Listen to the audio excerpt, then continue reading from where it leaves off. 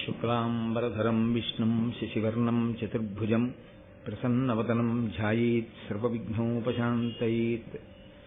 गुरुर्ब्रह्मा गुरुर्विष्णुः गुरुर्देवो महेश्वरः गुरुः साक्षात् परब्रह्म तस्मै श्रीगुरवे नमः। व्यासाय विष्णुरूपाय व्यासरूपाय विष्णवे नमो वै ब्रह्मनिधये वासिष्ठाय नमो नमः। कूजन्तं राम रामीति मधुरं मधुराक्षरम् आरुह्य कविताशाखां वन्दे वाल्मीकिकोकिलम्। श्रुतिस्मृतिपुराणानाम् आलयं करुणालयं नमामि भगवत्पादशङ्करं लोकशङ्करम्। वागर्धाविव सम्पृक्तौ वागर्धप्रतिपत्तये जगतः पितरौ वन्दे पार्वतीपरमेश्वरौ। सूक्तिं समग्रयितुः स्वयमेव लक्ष्मीः श्रीरङ्गराजमहिषी मधुरैः कटाक्षैः। वैदग्ध्यवर्णगुणगुम्भनगौरवैर्यां कण्डूलकर्णकुहराः कवयोधयन्ति। हैमोत्थपुण्ड्रमजहन्मकुटं सुनासं मन्दस्मितं मकरकुण्डलचारुगण्डं बिम्बाधरं बहुलदीर्घकृपाकटाक्षं श्रीवेङ्कटेशमुखमात्मनिसन्निधत्ताम्। विमलपटी कमलकुटी पुस्तकरुद्राक्षशस्तहस्तपुटी कामाक्षी पक्ष्मलाक्षी कलितविपञ्ची विभासि वैरिञ्ची। मनोजवं मरुततुल्यवेगं जितेन्द्रियं बुद्धिमतां वरिष्ठं वातात्मजं वनरयूथमुख्यं श्रीरामदूतं शिरसा नमामि। आपदामपहर्तारं दातारं सर्वसम्पदां लोकाभिरामं श्रीरामं भूयो भूयो नमाम्यहम्। नारायणं नमस्कृत्य नरं चैव नरोत्तमं देवीं सरस्वतीं व्यासं ततो जयमुदीरयेत्। हरि ओम। పరమేశ్వర స్వరూపైన సభకి నమస్కారం. మహాభారతంలో ఆది పర్వం చాలా ప్రఖ్యాతి వహించినటువంటి పర్వం. అందున విశేషించి ఆది పర్వంలో గరుడోత్పత్తి అనగా గరుత్మంతుని యొక్క జననం ఆ ఆఖ్యానమునకు చాలా విశేషమైనటువంటి ప్రాధాన్యత. నన్నయ్య గారు దానికి ఫలశ్రుతిని చెప్పారు.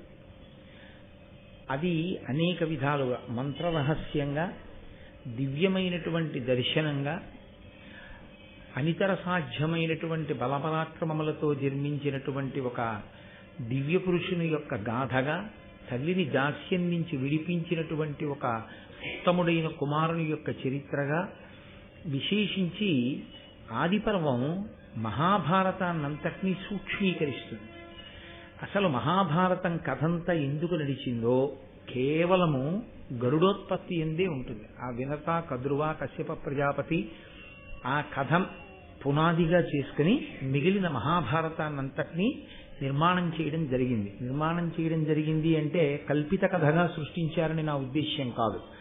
కానీ జాగ్రత్తగా పరిశీలనం చేసినప్పుడు కశ్యప ప్రజాపతి వినత కద్రువుల యొక్క కథయే తర్వాతి కాలంలో మహాభారతంగా పరిణమిస్తుంది. అంటే దాని ఉద్దేశ్యం ఏమిటి అంటే ఇందులోని మనిషి దేని వలన పాడవుతాడో, దేని వలన మనిషి ఉన్నతిని పొందుతాడో, మనిషి యొక్క ప్రధానమైన బలహీనత ఏదో, ఏ బలహీనత మనిషిని పాడు చేసేస్తుందో, ఒక చెట్టు యొక్క తొర్రలో ప్రారంభమైనటువంటి అగ్నిహోత్రం చిట్ట చివరికి ఆ చెట్టుని ఎలా కాల్చేస్తుందో, అలా మనకి సంతోషంగా కనిపించేటటువంటి ఏ గుణం చిట్ట చివరికి మనని ఆశ్రయించిన వారిని కూడా నశింపచేస్తుందో, అటువంటి విశేషములతో కూడినటువంటి ఆఖ్యానము ఈ గరుడోత్పత్తి. అందుకే దానికి పెద్దలు చాలా ప్రాధాన్యత ఇస్తారు. అటువంటి కథని మనం మహాశివరాత్రి నాడు చెప్పుకోగలగడం కేవలం ఈశ్వరుని యొక్క నిర్హేతుక కృపాకటాక్ష వీక్షణము.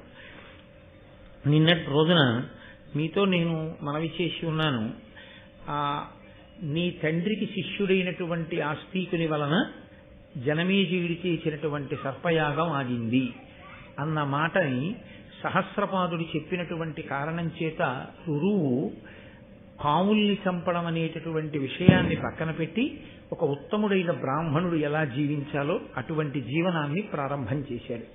మీరు కొంచెం జాగ్రత్తగా గమనిస్తే పురాణ కథల్లో మీకు ఒక ప్రత్యేకమైన విషయం కనిపిస్తుంది. ఎప్పుడూ ఎవరి గురించి మాట్లాడతారంటే బ్రాహ్మణుడి గురించే మాట్లాడుతూ ఉంటారు. మీరు చూడండి, మిగిలిన వారి కన్నా కూడా తప్పు చేసినా బ్రాహ్మణుణ్ణి ఎత్తి చూపిస్తారు, మంచివాడైనా బ్రాహ్మణుణ్ణి శ్లాఘిస్తారు. బ్రాహ్మణుడికి ఉండవలసిన గుణాల్ని 1కి 10 మాటలు చెప్తారు. కారణం ఏమిటో తెలుసా అండి? ఒక్కటే, బ్రాహ్మణోస్య ముఖమాసీత్ బాహూరాజన్యత్కృత అని పురుష సూక్తం. కళ్ళు సరిగ్గా చూశాయనుకోండి తొట్టుపడే అవకాశం ఉండదు. జ్ఞానేంద్రియములన్నీ ముఖమునందున్నట్టే బ్రాహ్మణుడు సమాజమును నడిపించవలసిన వాడై ఉంటాడు. ఆయన నిరంతరము అధ్యయనశీలి కావాలి. ఆయన ఎప్పుడూ గ్రంథపఠనం చేస్తూ ఉండాలి.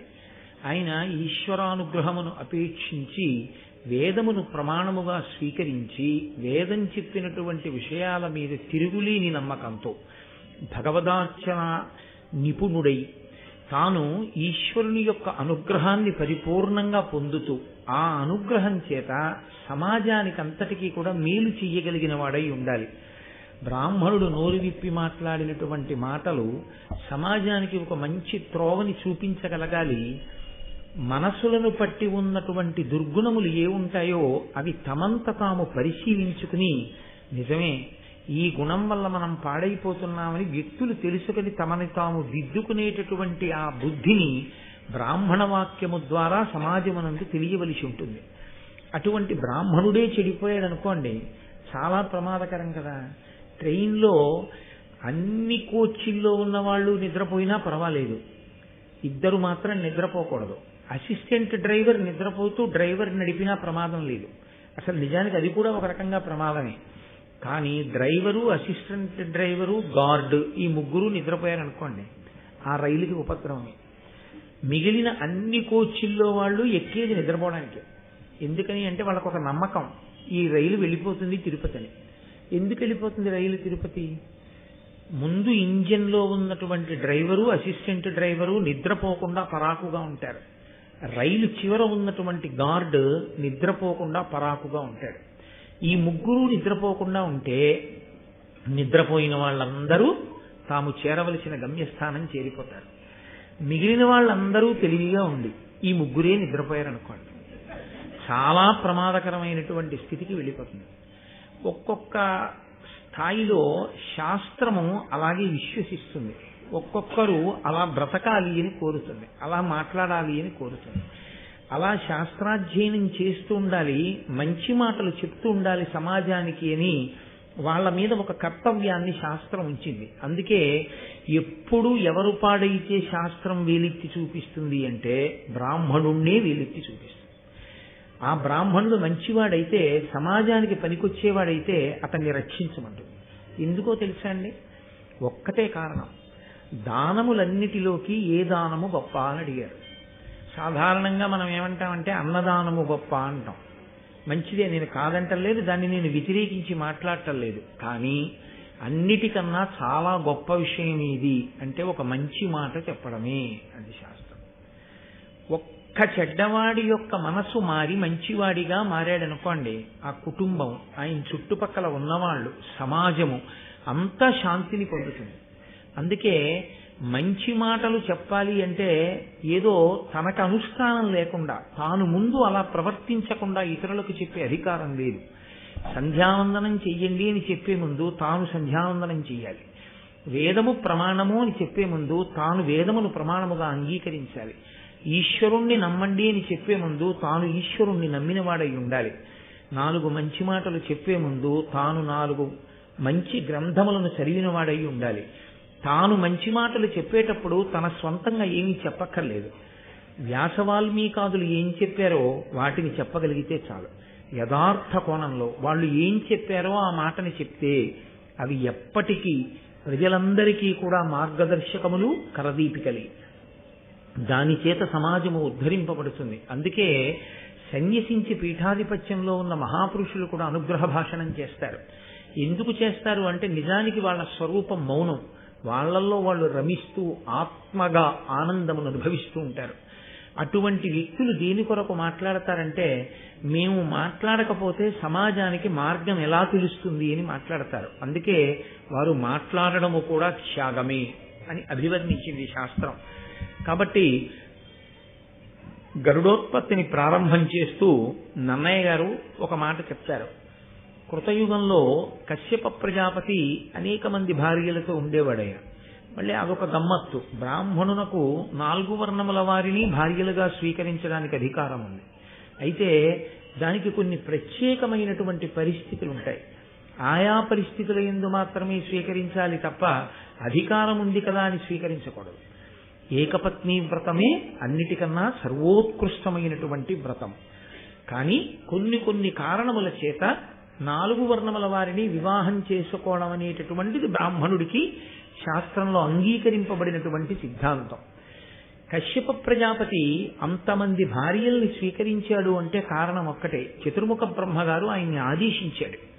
ఈ భూమి మీద ఎన్నో రకాలైనటువంటి ప్రాణిజాతము ఉత్పత్తి జరిగేటట్టుగా చాలా గొప్ప తేజస్సు కలిగిన వాడివి కనుక, నీవు ప్రజాపతివి కనుక, నా పుత్రుడు కనుక ప్రజోత్పత్తి జరగడం కోసం అనేకమైన ప్రాణులు సృజింపబడాలి. ఇన్ని రకాలైన ప్రాణులు సృజింపబడడానికి నీవు తగినటువంటి పరిశ్రమ చేయవలసినది అని ఆజ్ఞాపిస్తే, ఈ భూమి మీద ఉన్నటువంటి అనేక రకములైనటువంటి ప్రాణులు పాములతో సహా అన్నీ కశ్యప ప్రజాపతి బిడ్డలే. ఆ మాటకొస్తే ఈ భూమి కూడా కశ్యప ప్రజాపతిది. కాశ్యపి అని పేరు. ఈ భూమిని కశ్యప ప్రజాపతి దానం పట్టాడు. అందుకే కశ్యప ప్రజాపతి యొక్క స్పర్శ లేకుండా మీకు ఎక్కడ ఏది ఉండదు. అంతటి మహాపురుషుడైన ఆ కశ్యప ప్రజాపతికి ఉన్న భార్యలలో వినత, కద్రువ, లేదా కద్రువ వినత పెద్ద భార్యగా, వాళ్ళిద్దరూ కూడా ఆయన భార్యలు. ఇద్దరే భార్యలు మాత్రము కాదు, వాళ్ళిద్దరూ కూడా ఆయన భార్యలు. ఈ కథకి సంబంధించినంత వరకు ఆ ఇద్దరు భార్యల యొక్క విశేషమే ప్రముఖముగా అవసరము కనుక కశ్యప ప్రజాపతి భార్యలుగా ఇద్దరి గురించే ప్రస్తావన చేయబడుతూ ఉంటుంది. వారు భర్తని ప్రార్థన చేశారు, నీ తేజస్సు వలన మేము సంతానమును పొందాలని అనుకుంటున్నాము. ఇలా అడిగే ముందు కొన్ని వేల సంవత్సరములు ఆయనకి పరిచర్య చేశారు. ఇది సనాతన ధర్మంలో ఒక గొప్ప విచిత్రమైనటువంటి విషయం. వివాహం చేసేటప్పుడు సంకల్పం ఏమని చెప్తారంటే ప్రజాపత్యర్థం అని చెప్తారు. అంటే ధర్మబద్ధమైన సంతానమును పొందుట కొరకు మాత్రమే వివాహం అనేటటువంటి ప్రక్రియ వచ్చింది. ఆర్షధర్మం చాలా చాలా గొప్పది. ఎందుచేతనంటే మనిషి యొక్క బలహీనతని బలంగా మార్చే ప్రయత్నం చేస్తుంది. నువ్వు ఇది చెయ్యకూడదు అని చెప్పి విడిచిపెట్టేశాను అనుకోండి, అది చెయ్యకుండా మీరు ఉండలేరు. మీరు కొంచెం జాగ్రత్తగా ఆలోచించండి. శాస్త్రంలో చాలా కష్టమైంది ఏమిటంటే విహిత కర్మాచరణము తేలిక, నిషిద్ధ కర్మ పరిత్యాగము చాలా కష్టం. మీరు స్నానం చెయ్యండి అని నేను అన్నాను అనుకోండి, మీరు స్నానం చేయడం తేలిక. మీరు స్నానం చేసేటప్పుడు మాత్రం రావణాసురుణ్ణి జ్ఞాపకం తెచ్చుకోకండి అని నేను అన్నాను అనుకోండి, రావణాసురుణ్ణి జ్ఞాపకం తెచ్చుకోకుండా స్నానం చేయడం చాలా కష్టం. రావణుణ్ణి జ్ఞాపకం తెచ్చుకోవద్దన్నాడు, అదే గుర్తొస్తుంది.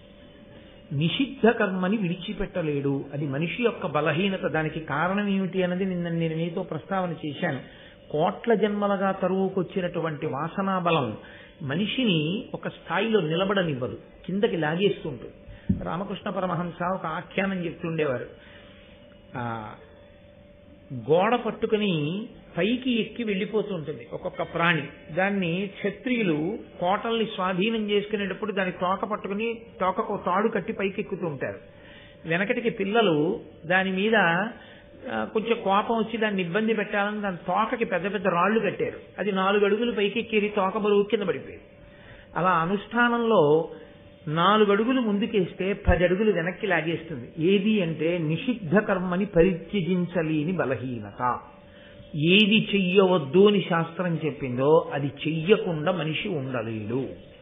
దాన్ని గెలవడమే చాలా చాలా కష్టం.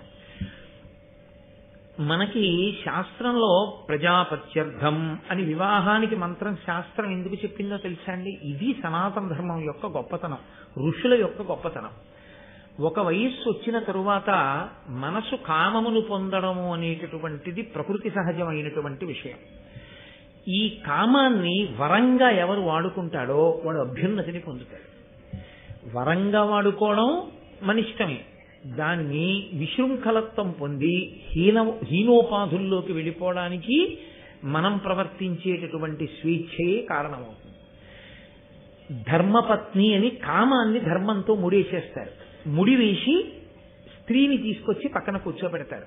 ఇప్పుడు ఆమె యందు అనురక్తుడై ఉంటే ఏమి దోషం లేదు. ఆయన కామము ఆవిడ యందు మాత్రమే ఉంటే అది ధార్మిక కామము. ఈ ధార్మిక కామమునకు ఫలితము పుత్రుడనబడేటటువంటి అర్థము. డబ్బు ఎలా ఉపయోగపడుతుందో అలాగే కొడుకు అనబడేటటువంటి అర్థం కూడా అనేక ప్రయోజనములను తీసుకొస్తాడు. తాను సంధ్యావందనం చెయ్యలేని రోజంటూ వస్తే కొడుకు చేస్తాడు తన బదులు. తనకి ప్రాణోత్క్రమణం అయిపోతుంటే 1,00,000 తేళ్లు కుట్టిన బాధ కలుగుతుంది అంటుంది గరుడ పురాణం. అప్పుడు కొడుకు ఒళ్ళో తల పెట్టుకుని ప్రాణోత్క్రమణం అవుతుంటే చాలా మనసు ప్రశాంతంగా ఉండి ఆ బాధ ఉండదు అంటుంది.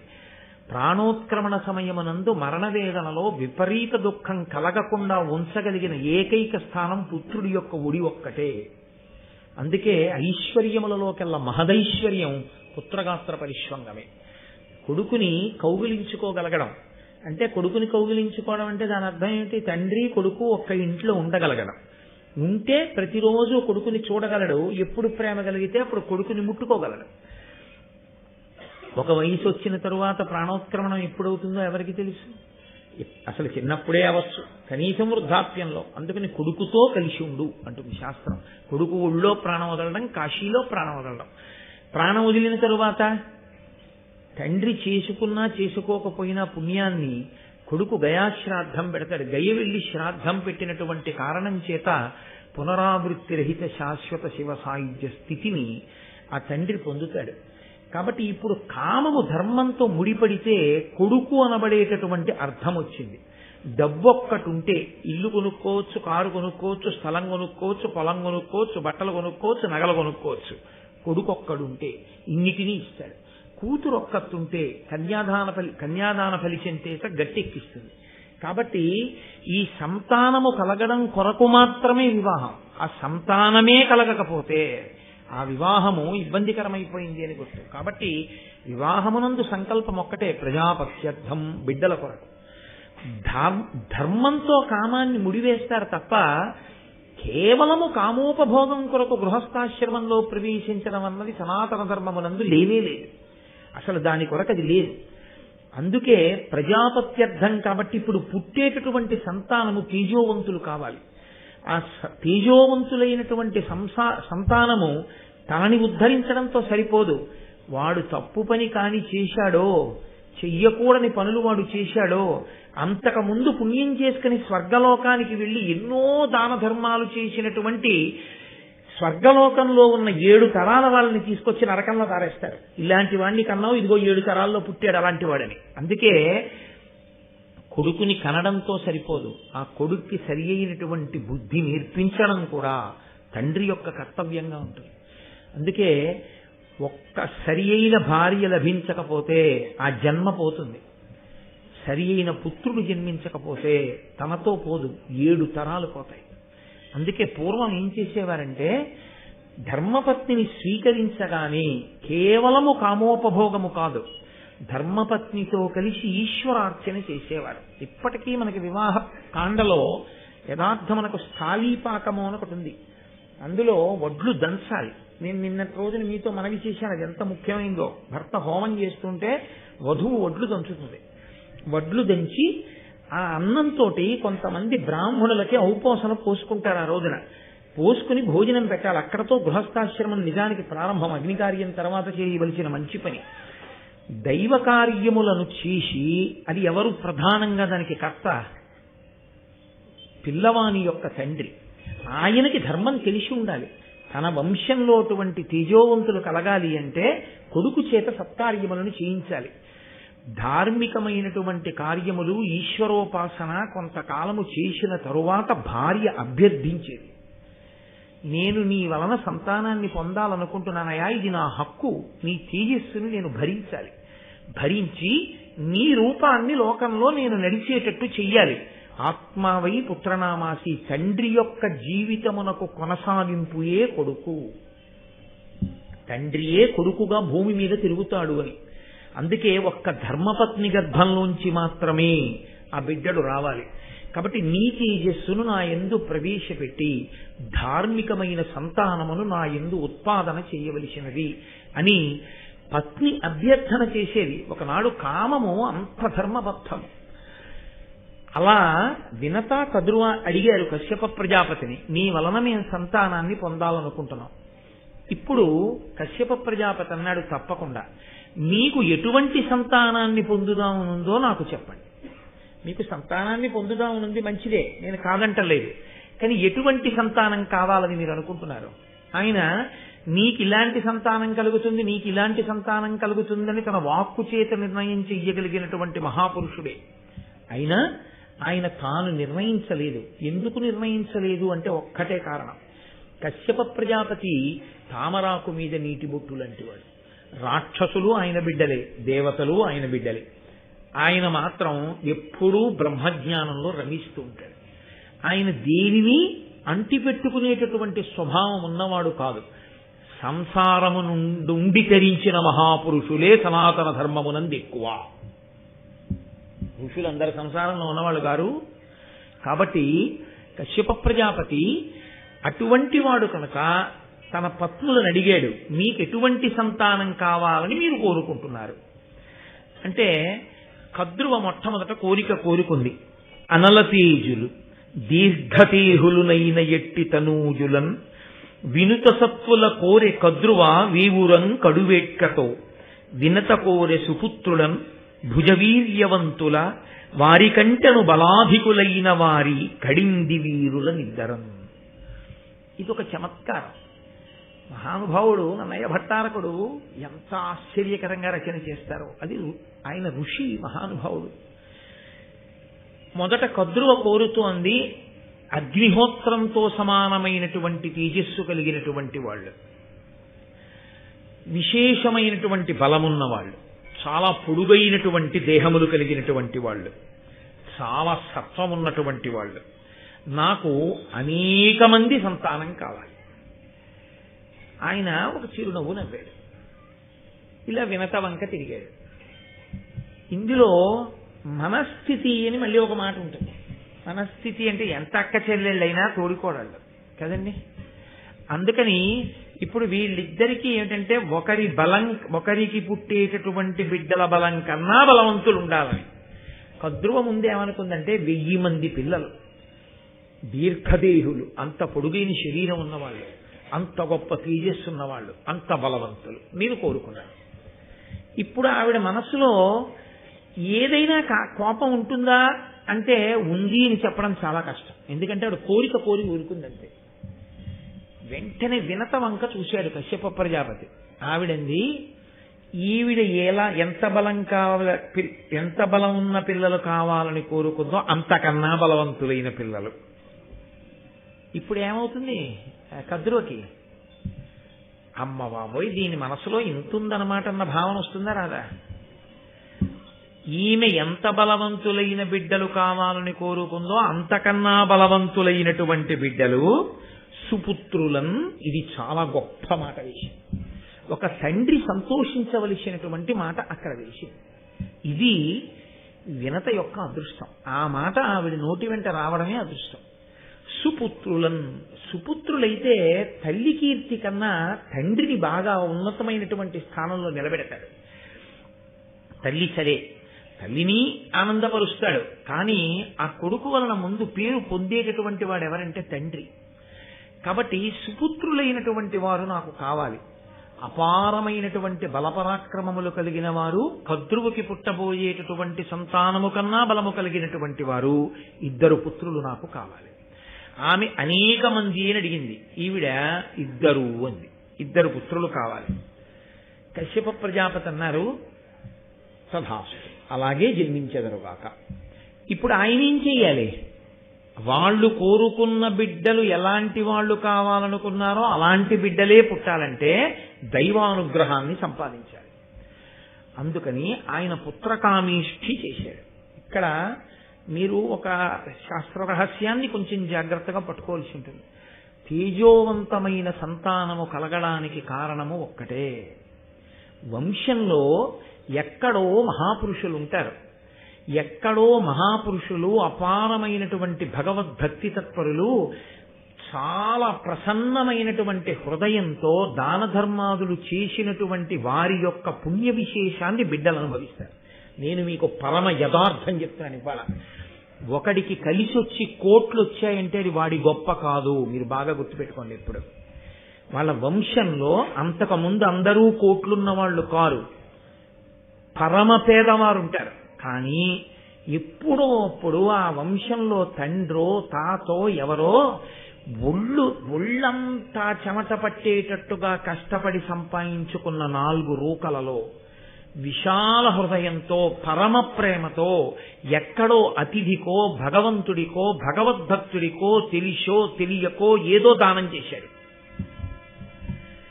ఆయన చేసిన దానం ఉందే అది కోట్ల కోట్ల రెట్లై కూర్చుంటుంది.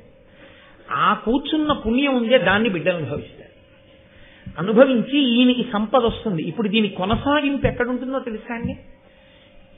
వీళ్ళు చేసే దాన ధర్మాల మీద వీళ్ళ భక్తి తత్పరత మీద ఉంటుంది.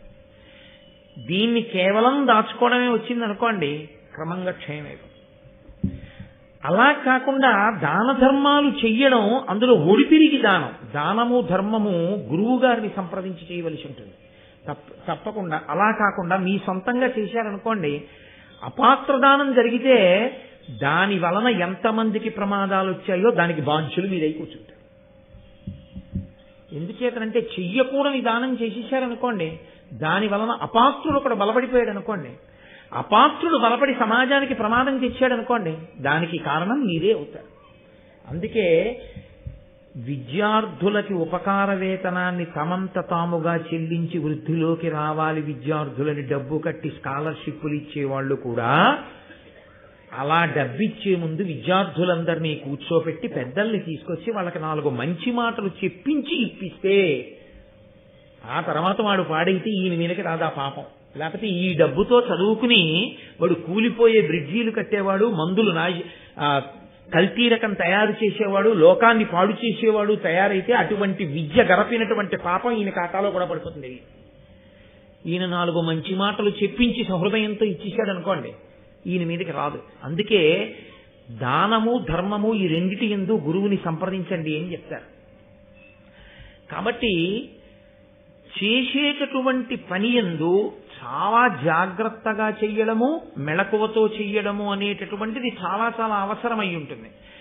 నేను మీతో మనవి చేశాను, ఎక్కడో పెద్దలు చేసినటువంటి పుణ్య విశేషం చేత తేజోవంతుడైనటువంటి వాడు ఎక్కడో పరమ విద్యావంతుడు, గొప్ప ఐశ్వర్యవంతుడు, ఎవ్వరికీ కలిసినాడు వ్యాపారం ఈయనకి ఎలా కలిసి వచ్చిందండి? పక్కవాడు పాడైపోయాడా వ్యాపారం చేసి, ఈయన కోట్లు సంపాదించాడా? ఎలా కుదిరింది? ఇది ఈయన ప్రతిభ కాదు, ఈయన ముందున్న వాళ్ళు ఎక్కడో చేసినటువంటి పుణ్యం కాపాడింది. అందుకే బిడ్డలు బ్రతకడానికి, బిడ్డలు విద్యావంతులవడానికి, బిడ్డలు సంస్కారవంతులవడానికి, కీర్తివంతులవడానికి కూడా కారణం పెద్దలు చేసినటువంటి పుణ్యం అయి ఉంటుంది. కాబట్టి వాళ్ళు అడిగిన బిడ్డలను ఇవ్వడానికి ఈశ్వరుణ్ణి సేవించాడు, పుత్రకామిష్టి చేశాడు. అసలు నిజానికి మంచి బిడ్డలు కావాలి అనుకున్న వాళ్ళందరూ చెయ్యవలసింది కూడా ఈశ్వరారాధనమే. అందుకే మీరు నన్ను మన్నించగలిగితే నేను మీతో ఒక మాట మనవి చేస్తాను. హనీమూన్ అనేటటువంటి మాట సనాతన సంప్రదాయమునందు, సనాతన ధర్మమునందు లేదు. ఆ హేయమైనటువంటి విషయాలన్నీ ఎక్కడి నుంచి మనం దిగుమతి చేసుకున్నామంటే పాశ్చాత్య సంస్కృతిలోంచి తెచ్చుకున్నాం. కేవలము కామోపభోగము కొరకు వివాహం అవగానే పెద్దవాళ్లు మాతో ఎందుకు అని పెద్దవాళ్ళని పక్కన పెట్టి పిల్లలు మాత్రమే కేవలము కామోపభోగము కొరకు ప్రదేశముల యందు తిరగడం కాకుండా చక్కగా క్షేత్రానికి వెళ్ళడం, తీర్థయాత్రకు వెళ్ళడం, ఈశ్వరుణ్ణి సేవించడం, భగవంతుణ్ణి భక్తితో ఆరాధన చెయ్యడం మీద ఎక్కువ దృష్టి పెట్టడం చేత వంశకరులైన కుమారులు జన్మిస్తారు తప్ప, సంతానము కలుగుతుంది తప్ప, కేవలముగా కామోపభోగము గొప్ప సంతానాన్ని, వంశకరులైన సంతానాన్ని తేలేదు. పుట్టలోని చెదలు పుట్టవా గిట్టవా? కోట్లున్న వాళ్ళు కోట్ల మంది ఉన్నారు. ఎవడికి కావాలి? ఎంత డబ్బుంటే ఎవడికి కావాలి? నీ పేరేమైనా తర్వాత గుర్తుంటుందా? నీ ముత్తాత గారి తండ్రి గారి పేరేమిటని అడగండి ఎవరినైనా, ఎవరికి జ్ఞాపకం ఉండదు. ఆయన మహాపురుషుడు అనుకోండి. ఆయనని మనవడు మునిమనవడు మరిచిపోదామన్నా సమాజం జ్ఞాపకం చేస్తుంది. ఆ ఇంటి పేరు చెప్పగానే ఫలానా ఆయన మీకేమైనా అవుతారేమిటో అని అడుగుతారు. అవునండి మా నాన్నగారు చెప్తుంటారు, మా ముత్తాత గారు. అయ్య బాబు ఏం మహానుభావుడయా, ఏమి కీర్తి సంపాదించిన వాడయా అని ఎక్కడికి వెళ్ళినా పెద్దపీట వేస్తారు.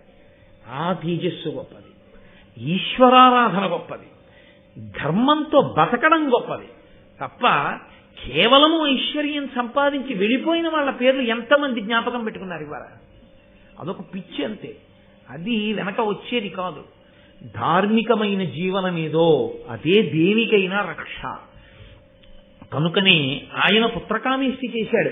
నన్నయ్య గారి భారతాన్ని కేవలం నన్నయ్య గారు కశ్యప ప్రజాపతి గురించి చెప్పాడని మీరు వినకండి, నేను చెప్పకూడదు అలాగా. అది మనకందరికీ కూడా మార్గదర్శకము అని మనం నమ్మి చెప్పుకోవలసి ఉంటుంది, అందుకు వినవలసి ఉంటుంది. దేవాలయాల్లో భారత ప్రవచన ప్రాంగణము అని పూర్వం నిర్మాణం చేసేవారు. చాలా పెద్దలైన వారు ఎప్పుడైనా పీఠాధిపతులు లాంటి వారు వచ్చారనుకోండి, రేపు ఎప్పుడైనా కంచికామకోటి పీఠాధిపతులు, శృంగగిరి పీఠాధిపతులు ఈ దేవాలయానికి వచ్చారనుకోండి, వారు ఏమడుగుతారంటే, ఇంత పెద్ద ప్రాంగణం ఆ గుడికి, ఇక్కడ ఎప్పుడైనా రామాయణం చెప్పారా అని అడుగుతారు.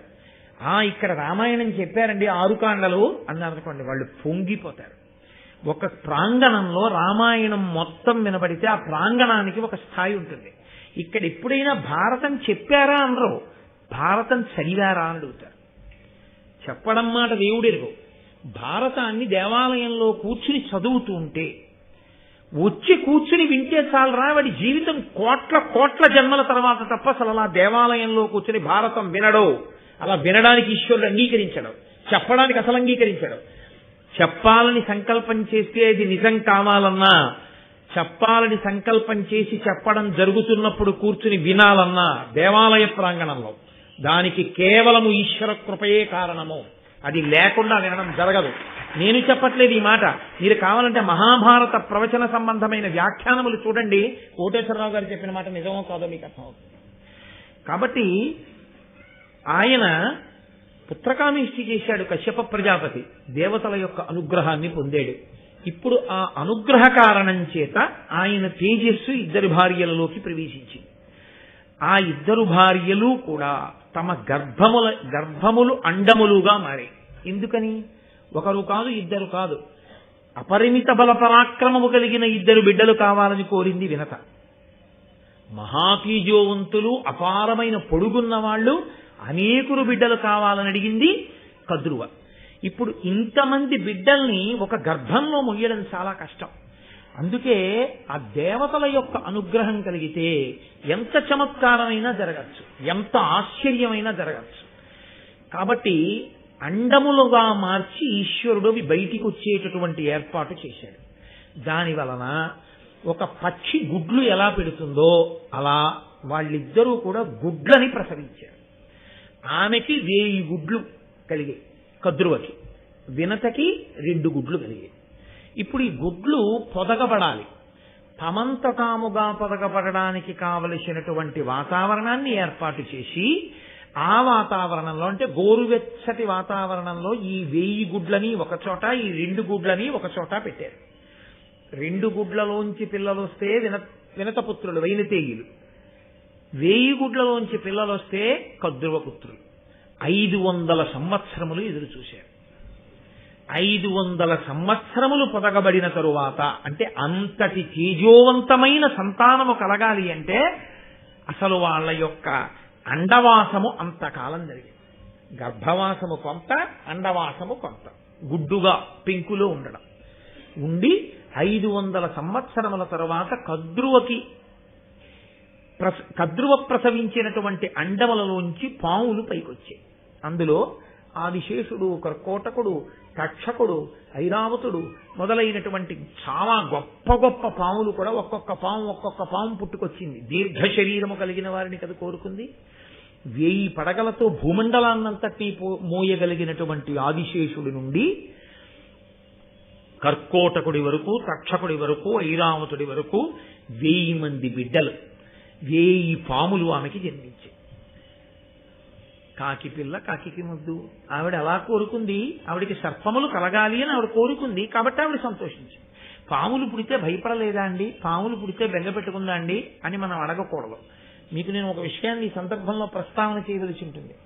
యథార్థముగా జరిగిన సంఘటన ఒకటి మీకు చెప్తాను. ఒక ఆవిడికి నిజంగా పాము పుట్టింది ఒకప్పుడు. చంద్రశేఖర పరమాచార్య స్వామి వారు కంచికామకోటి పీఠాధిపత్యంలో ఉన్న రోజుల్లో ఈ సంఘటన గురించి ప్రస్తావన చేశారు ఆయన. ఆవిడికి పాము పుడితే ఆమె తల్లితనంతో ఆ పాము పిల్లని ఎంతో ప్రేమగా పెంచుకుంది. ఆ పాము పిల్ల వచ్చి ఆవిడ పక్కలో పడుకునేది. ఆవిడ పాము పిల్లకి పాలు పట్టడం కోసమని అది వచ్చి ఆకలేస్తే అమ్మ ఒళ్ళో తిరుగుతూ ఉంటే రోటి కన్నంలో గోరువెచ్చటి పాలు పోసేది. రోటికి కన్నం ఉంటుంది కదండి, ఈ పాము ఆ రోటి కన్నంలోకి ఎక్కి పాలు తాగుతుండేది.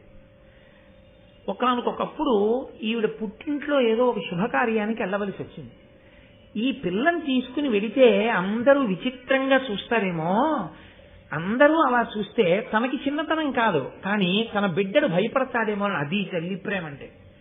ఆవిడ పాముని తీసుకెళ్ళడం మానేసి వాళ్ళ ఇంట్లో ఉన్నటువంటి ఒక వృద్ధురాలిని నేను ఒక్క 3 రోజుల్లో వచ్చేస్తాను, ఈ పాముకి ఆకలేస్తే ఒకటే గుర్తు, నా బిడ్డ ఆకలేస్తోందని వచ్చి చుట్టూ తిరుగుతుంది, అప్పుడు రోట్లో పాలు పోయి వెళ్ళి పాలు తాగి పడుకుంటుందని చెప్పింది.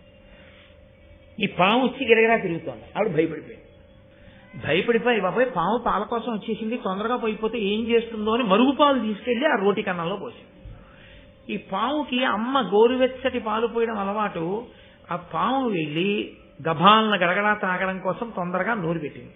పెట్టగానే నోరు కాలిపోయి గబగబ తండుకోవడంలో నురుపుగా ఉన్న రాయి మించి రోటి కన్నంలో పడిపోయి ఆ మరుగు పాలలో ఆ పాము శరీరం విడిచిపెట్టి తల్లికి కల్లోకి వచ్చి అమ్మా నేను చనిపోయానమ్మా, రోటి కన్నంలో వేడి పాలు పోసేసిందమ్మా నాన్నమ్మా, నేను చనిపోయాను అమ్మా, నీకు తర్వాత పుట్టే బిడ్డలకి నా పేరు పెట్టుకోవా అని అడిగింది. యథార్థంగా జరిగిన సంఘటన, నేను కాదు, కామకోటి పీఠాధిపతులు పరమాచార్య చెప్పిన సందర్భం. కాబట్టి పాములకు తల్లి అయితే ఆవిడ బెంగబెట్టుకుంటుందా అని మీరు ప్రశ్న వేయకూడదు. అసలు నేను మీకు ఒక యథార్థం చెప్పనా, అన్నీ ఉన్న పిల్లల మీద తల్లికున్న ప్రేమ కన్నా అవకరాలున్న పిల్లల మీదే తల్లికి ప్రేమ. అమ్మ ఏడిచినా, అమ్మ బెంగెట్టుకున్నా, నోములు చేసినా, వ్రతాలు చేసినా ఎవరి కోసమో తెలుసా అండి? అవకరం ఉన్న పిల్లల కోసమే అమ్మ ఎక్కువ బెంగ పెట్టుకుంటుంది. పాపులైన వారు అయ్యో వీళ్ళు ఎలా మారినా చెంతకి చేరుతారని పరమేశ్వరుడు ఎలా బెంగ పెట్టుకుంటాడో అమ్మ అలా బెంగ పెట్టుకుంటుంది. అందుకే పరమేశ్వరుడు ఎటువంటి వాడో తల్లి అటువంటిది. తల్లికి పరమేశ్వరుడికి అభేదం. అంత గొప్పవాడైనా తండ్రికి ప్రథమ నమస్కారం లేదు. మాతృదేవో భవ, అమ్మకే నమస్కారం. సరే, కనుక ఆమె పరమ సంతోషంగా పరమ ప్రేమగా ఆ బిడ్డల్ని పెంచుతోంది. వినత చూసి ఆవిడ అతిశయము కలిగినటువంటి స్త్రీ. అతిశయము అన్న మాటకు అర్థం ఏమిటో తెలుసా అండి? విశ్వాసము అని ఒకటి ఉంటుంది, అతి విశ్వాసము అని ఒకటి ఉంటుంది.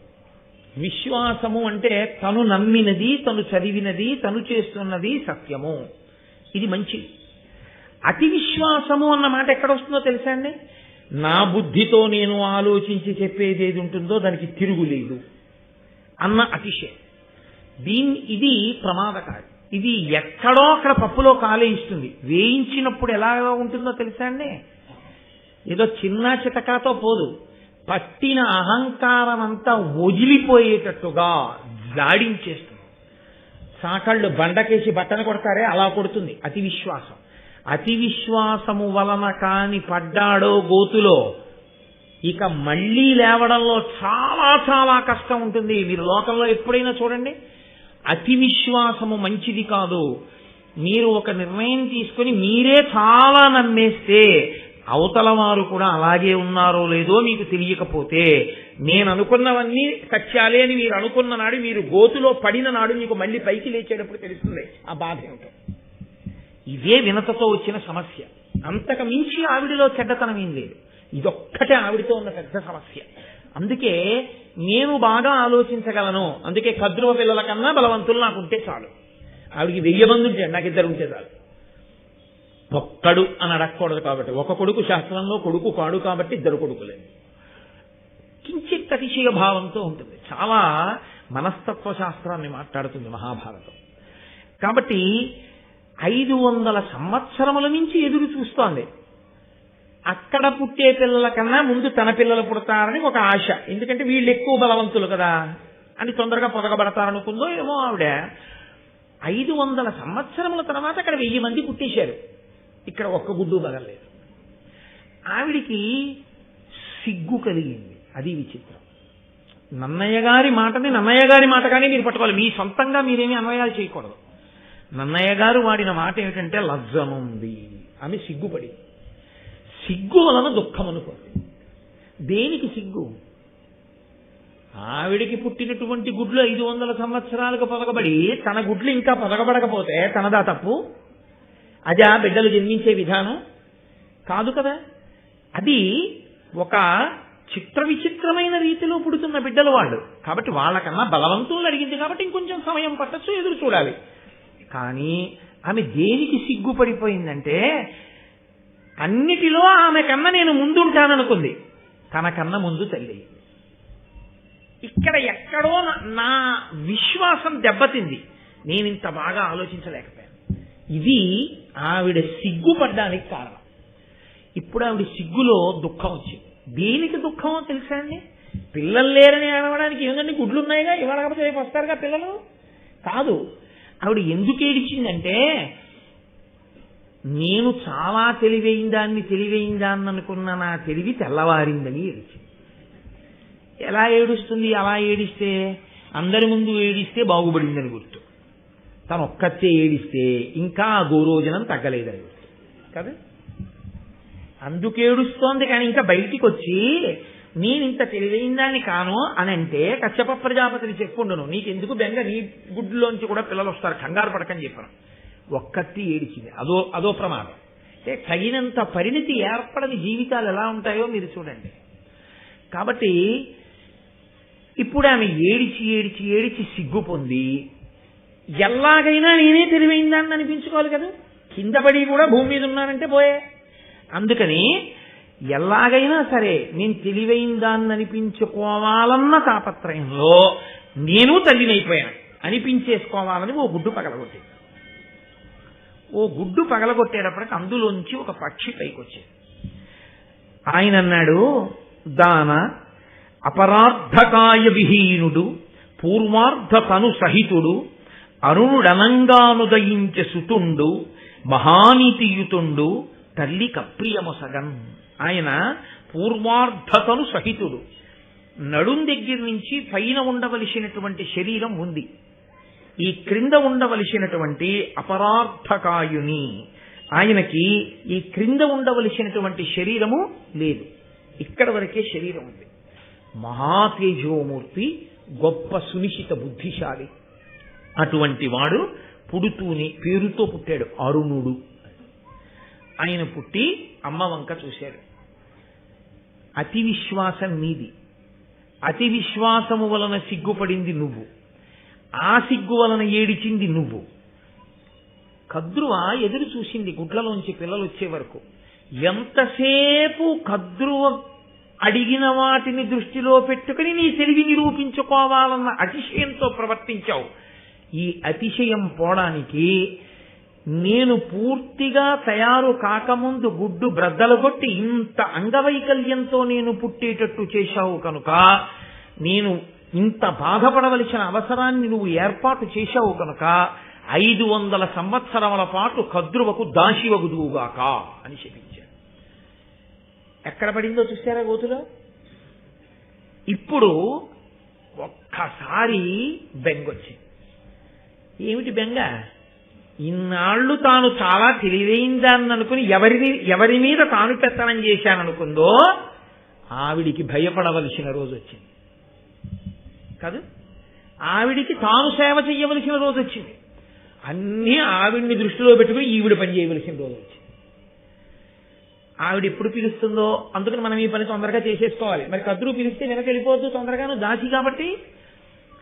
ఇప్పుడు ఏమవుతుంది? ఈ అతిశయం అంతా ఇలా లేనిపోని తెలివితేటలకెళ్ళే ఈ దాస్యం వచ్చిందని 500 సంవత్సరముల దాస్యం తర్వాత నీకు విరిగిపోతుంది ఈ అతిశయం.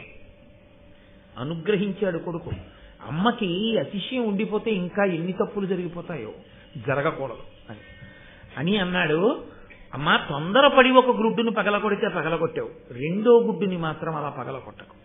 అందులోంచి మహాతేజోమూర్తి ఉద్భవిస్తాడు. ఆయన నిన్ను దాస్యం నుంచి విడుదల చేయిస్తాడు. ఆయన మాత్రం గుడ్డులోంచి వచ్చే వరకు నువ్వు అలాగే ఉండు అని మహానుభావుడైనటువంటి అరుణుడు సూర్య భగవానుడికి రథసారథిగా వెళ్ళిపోయాడు. పరమేశ్వరుని యొక్క శక్తి అంటే ఎలా ఉంటుందో తెలుసా అండి? ఆయన యొక్క సాధన సంపత్తులను వేటిని చూసినా మీకు విచిత్రంగానే ఉంటుంది. సూర్య భగవానుడే మహాతేజోమూర్తి, అగ్నిహోత్రం. అసలు ఆయన దగ్గరకి కూడా ఎవరు వెళ్ళరు. అటువంటి బ్రహ్మాండమైన తేజోరాశి అయినటువంటి సూర్యుడికి ఒక రథం, దానికి ఒకటే చక్రం. 2 చక్రాలున్న రథం అయితేనే సరిగ్గా వెళుతుంది. ఏక చక్రధరం దేవం తం సూర్యం ప్రణమామ్యహం. ఒక్కటే చక్రంతో ఉన్న రథం. ఆ రథానికి 7 గుర్రాలు. 7 గుర్రాల్ని తోరేవాడు ఒక సారథి. ఆ సారథికి నడుము కింద శరీరం లేదు, పైన శరీరం మాత్రమే ఉన్నవాడు. ఆయన రథం నడిచే మార్గం ఆధారం లేని ఆకాశం. ఆయన గమనంలో 1 నిమిషం ఆలస్యంగా ఉదయించడు, 1 నిమిషం ఆలస్యంగా అస్తమించడు. అది ఈశ్వరుని ప్రతిభ.